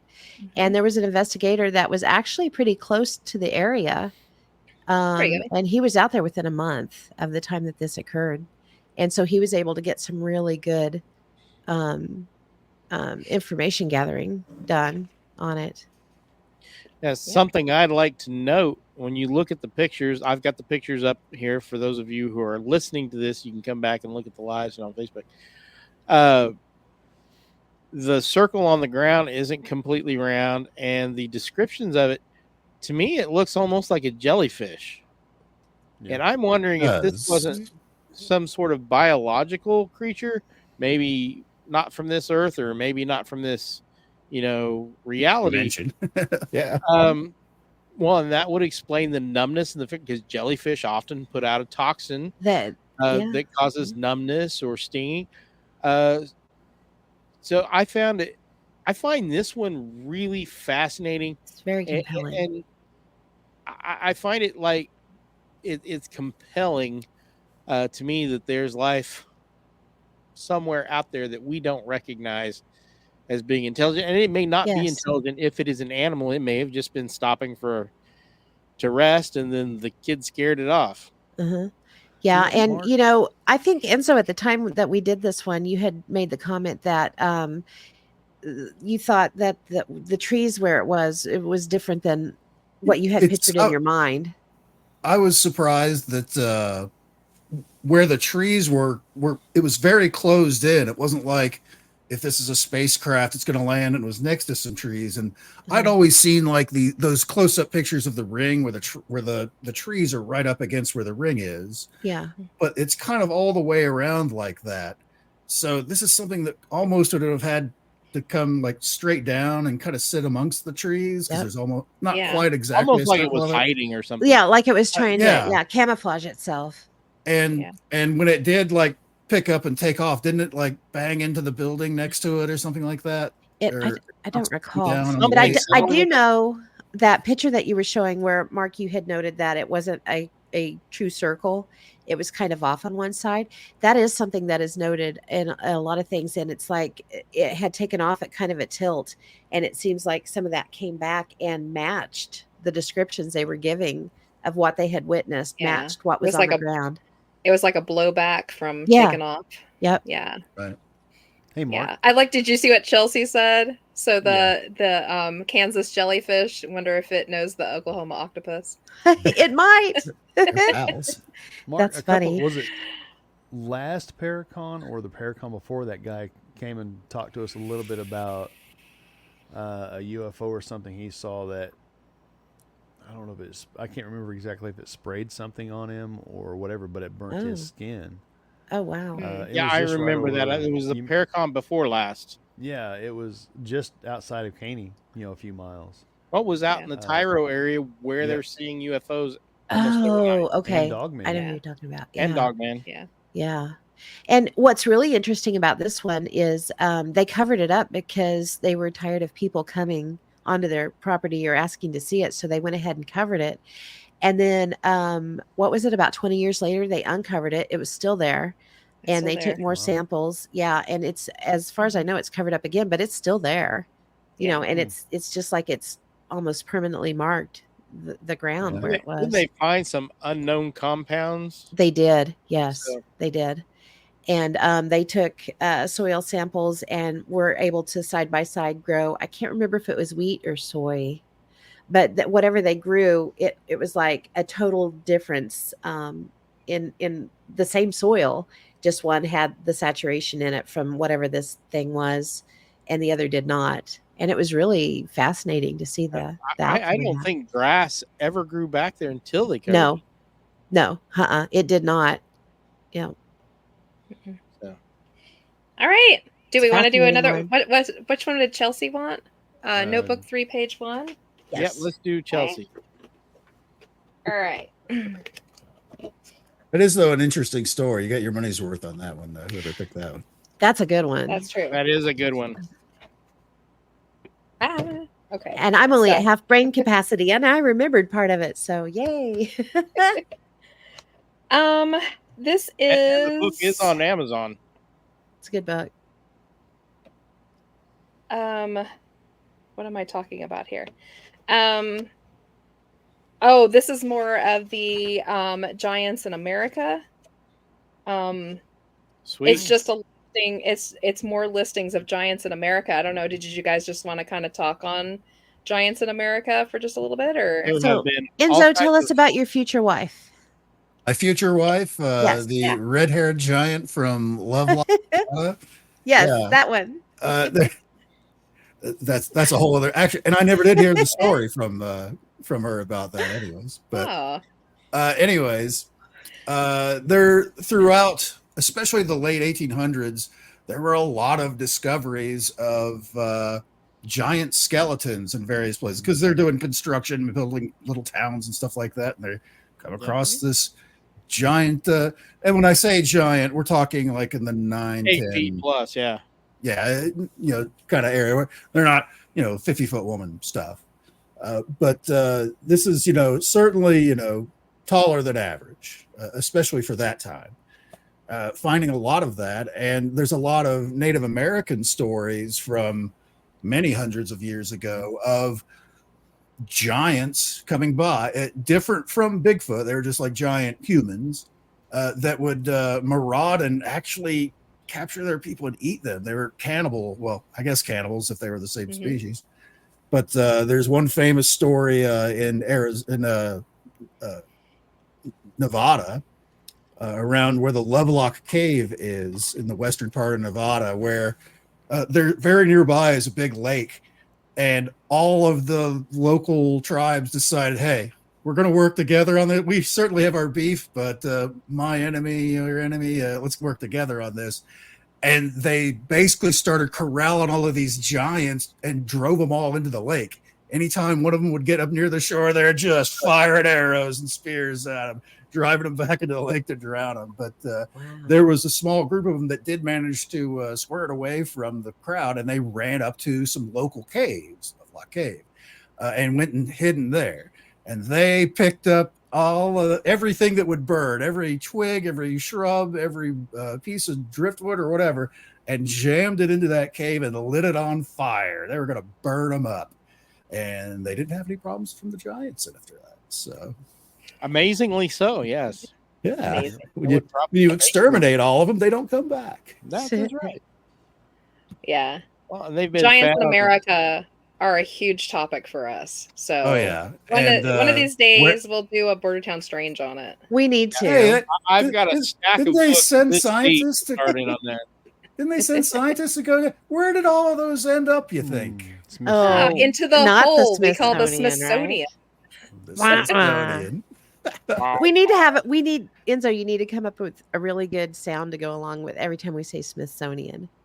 Like it's a villain sound. Oh, yes. Like a falling sound or something. Boo. Yeah. Boo. Yeah. That's a start, sir. I think just all right. Evil, creepy music will be evil, creepy music. Yeah. Do we have any more, or are we we've done? Actually got one more. Okay, let's do the one more, and then we'll end it because I know Phil's got to be getting tired, and he's probably not eating yet. I haven't eaten yet. Notebook 5. He needs something to eat. He's wasted away. He's lost a lot of weight since my last. Yeah, he looks good. I know. I kept calling him half a Phil, so. I know it. That's funny. Yeah, it had been a while since I saw you the other night, and I was like, "Where's the rest of you?" I lost it. Where'd it go to? The woods, and only one of them came back. That's right. Had a long talk. Okay. So we're actually gonna have to shorten the amount of people that talk about this. This is about Osage Hills. Osage Hill haunting. So Catman, the mansion, all of that, and this stuff that we're talking about is just outside the Caney area here.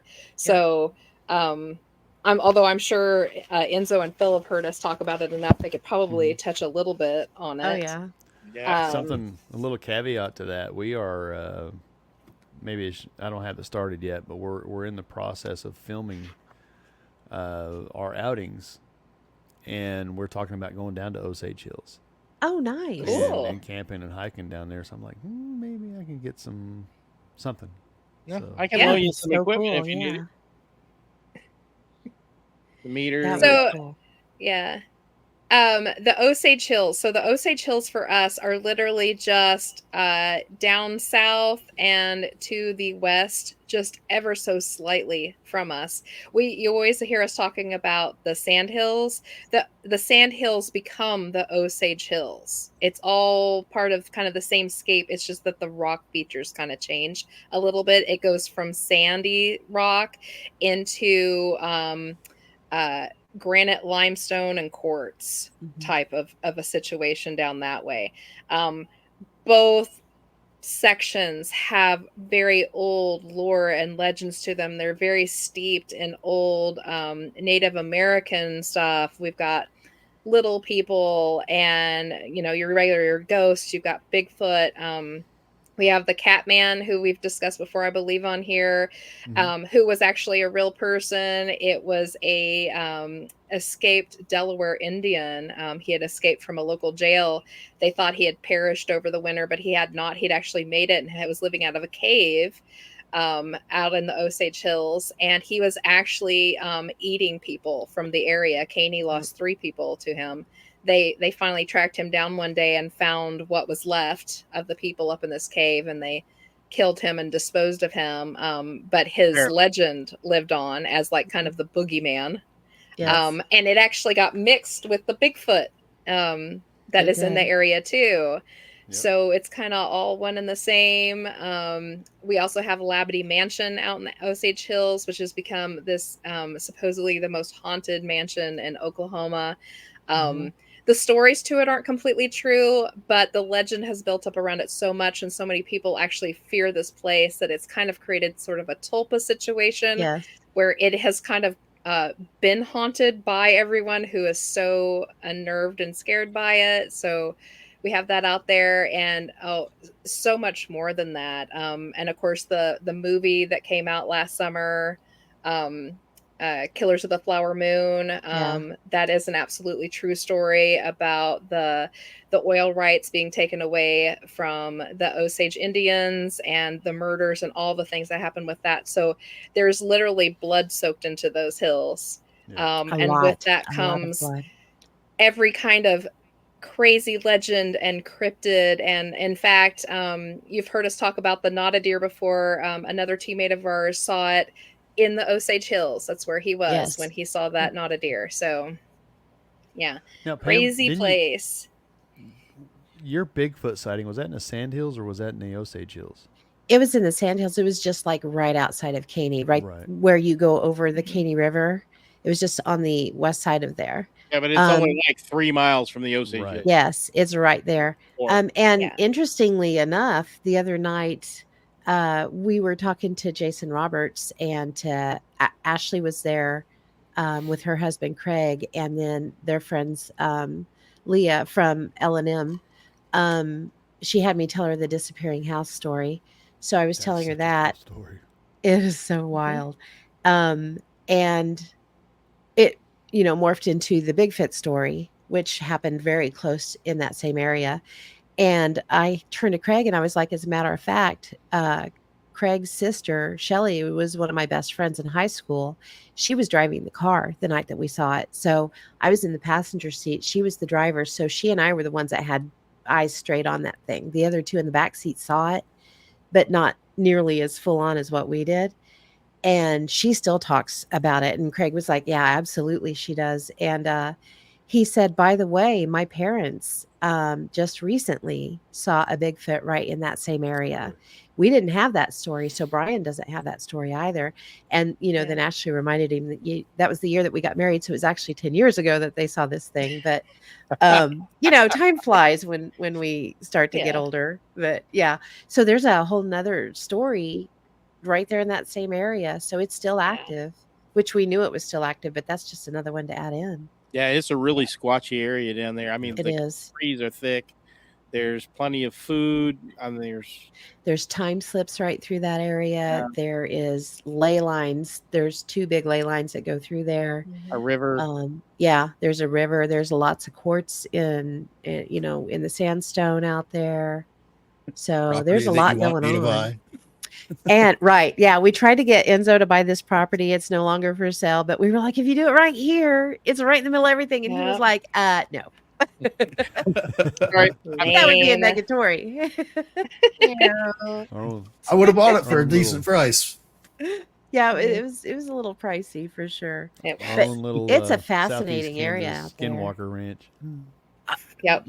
And if you take all that in mind, you've got a point, Phil. We're right on 37th parallel. That runs right smack on it. Mhm. So Literally from yeah. where you saw your Bigfoot and from your disappearing house is a matter of just a few hundred yards. yeah, it's not even it's Yeah. no more than a quarter of a mile. Can't be Yeah. more than a quarter of a mile. Yeah. And I will say the 37th Yeah, that was it, Rick. parallel. Yeah. Yeah. The 37th parallel is what separates the Sand Hills from the Osage Hills. Yes, yeah. Yep, That's how they it travels separated right through. Yep. when they were mapping out the states that they ran, the 37th parallel ran, what is it, Oklahoma, Kansas, and then Colorado, and yeah, all of those are run right. That's why there's that line right through there that's so straight. It's because that's just how they laid them out. Yep. So yeah, it's an interesting place for sure. It's really fascinating. One of these days All we right. hope to, if we don't solve it, at least make progress on it. All right. Are we good on the That it? notebooks? Are we That That done was for the fun. evening? I like doing it that way. That's a cool way to do it. Yeah. It gives me a break too, and I'm not just reading from the page. It gets a little boring after a while. So if Yeah. we give a little discussion instead, it's kind of nice. Kind of refreshes all of us on past topics a little bit.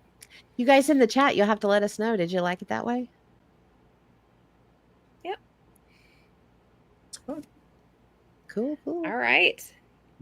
Oh, we lost flipped Mark. it on. Mark's like, all right, I'm done. I'm out. But Yeah. anyway, Bye-bye. folks, Yeah. fantastic job this year on the ParaCon. It was Yeah, great. I felt it Yeah. ran Good job. quite smoothly. There were certainly a couple hiccups, but nothing that we didn't overcome rather quickly, I feel. Yeah, we were told that it didn't show. So that's good. That's always good. We can panic all we want as long as it doesn't show. Sylvain everybody said loves it's it. the way we should do it. Aw, awesome. We all Aw, talk about it. Thank you for joining us, Chelsea. I told you wouldn't regret it if you Yes, hopped for onto the sure. lives. Make sure. So next week will be Bordertown Strange, and it's just going to be Pam and Mark, whoever else she invites on. I'm going to be gone. Well, yeah, next week, right? Yeah, next week It is my is. vacation. Is it next week? Oh my gosh. Mhm. Yeah. Next I gotta get Wednesday. to work on that, don't I? Yeah, I don't know what topic they're going to choose, but I'm sure whatever they do in my absence will be fabulous. I'm going to be kicking my heels up or, putting my feet up because I'm tired. Yay. Need a little Yeah. break because I'm getting ready to come into the Halloween season. And anyone who knows me knows that I've got the Nightmare on Bradley to put together. We've already started pulling everything out of storage. Oh my gosh. So what's It's new a this year? lot. Well, the big thing right now is Beetlejuice. That's what the kids are clamoring for. And we do every year we put out a brand new front feature, something fantastic at the very front that you get to see when you first walk in. And we try to change it every year so it's a big surprise because we don't put it out all month long.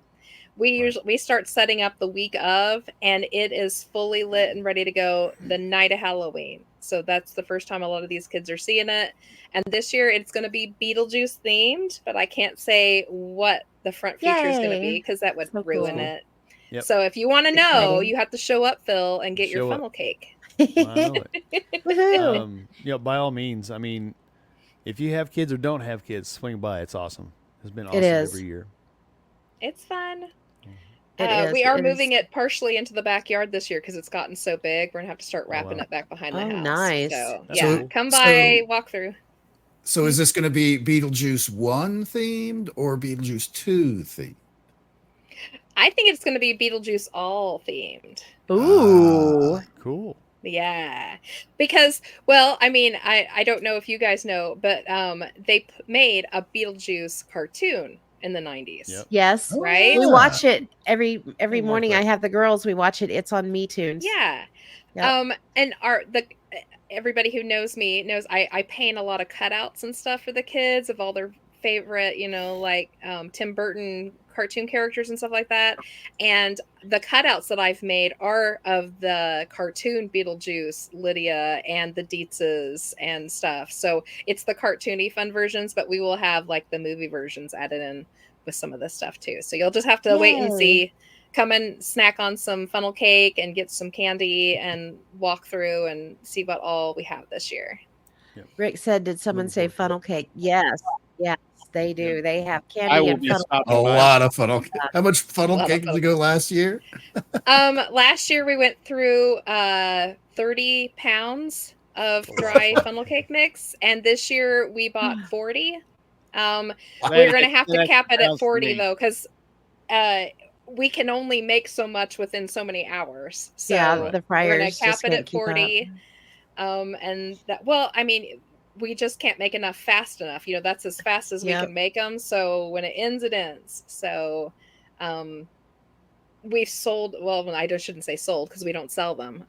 We ran out last year and the year before, like right at the tail end. So you have to get here. Although I do say, if you're going to come, I know you want to come early to get the funnel cake faster, but you really need to come after dark Yes, because that's the best everything time. is just lit. So, So you what miss was your out. rough head count last year? Do you remember?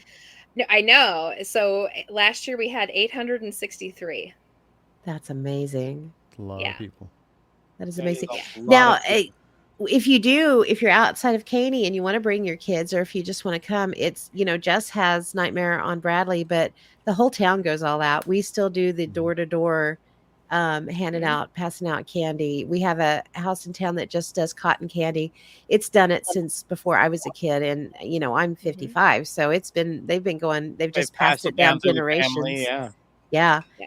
And yeah, we have all kinds of fun stuff. The library gives out popcorn, candy, and a book. And they do the churches do trunk or treat downtown, and Fire station. yeah, the whole fire downtown's station hands closed off out. for trick or treaters. Yeah, Yeah. it's really cool. Yeah. And the best part, this is my favorite part. There's 3 churches in town that offer for kids who maybe have parents who work late or have parents that maybe can't get around that well, or, live with their grandparents. They can be taken and dropping off at these churches in their costumes with their bags, and they load them up on these big, huge hayrack rides, and they drive them through town, and they Yeah. stop block by block and let all these Wow. kids off to get their candy and trick or treat and load back up, and they keep going, and then they take them back to the church at the end, and they give them a little mini party at the end Right. Cool. before they send them off back home. So for all the kids who can't get out because maybe they have parents who work and stuff, they still have the opportunity to go trick-or-treating. So Yeah, Candy's With awesome. adult supervision. With Yes, adult supervision. yes, Yes. it's very safe. I'm just Yeah. imagining seeing the hayride thing stopping into a little community and just Oh like my candy gosh. locusts Yeah. coming out and wiping out all of the candy. That's pretty much Yeah. what happens. We That see is- them coming, happens. Whatever. the library, because that's Yeah. where I work. We see them coming a block away, and we're like, okay, get ready. Here they come. Here's the next wave, Yeah. Buckle You can up say your they helmets. light them. Yep. They decorate up the big long wood trailers and they fill them full of hay so all the kids have seats, and Yep. there's 3 of them that come through. You hear them coming.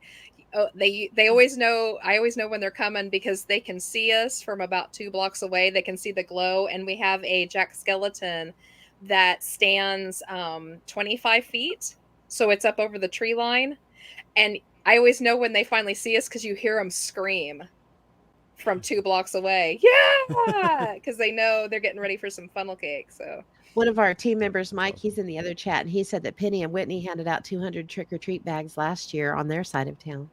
Wow. yeah. That's Yeah, I absolutely great. believe it. Yeah. Our next very door cool. neighbors learn very quickly because whatever kids come to our house are going to go to their house, so they had better stock up. And they rise to the occasion too in your neighborhood, so that's They really do. cool. Yeah, Chelsea in said fact, true since we, Halloween's horror, a swarm of candy Yeah. hungry children. That's the truth. yeah, since we started doing it, the whole neighborhood has picked up and has started decorating. And it's just I'm hoping one day it turns into an entire like street or a couple of blocks full where you can just go through and every house is decorated Yep. and lit. It should be fun. So That's awesome. It's so great to be able to give the kids, our kids and grandkids, the same kind of thing that we had, because not everything's the same as it used to be, but to be able to preserve this one thing in our little town, that's really, really special, I think. It is. Yeah. And the town should be proud of it. For sure. Yeah. So, All right. Do we need to get going? I know Phil's probably getting. it is. I'm is exhausted. I'm good. Almost 9 o'clock, straight up. Yep. Yep. Won't be any what if tomorrow next week because I have a soccer game. We got a few more weeks and we're done. So we'll be back with that. Mark's been doing an awesome job holding down the fort. So Hey. Thank you so much. I've had the best help available. yep. So, all right. Well, with that, everybody have a good night, and we will see you in 2 weeks here, and we will see you a week from Wednesday Yes. on Bordertown Strange. Yep, What are we for talking sure. about?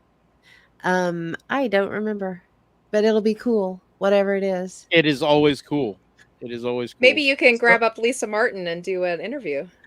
That's not a So bad cool. idea. Yeah. Not a We'll bad Something figure idea. something Halloween-y. out. Yeah. Yeah, for sure.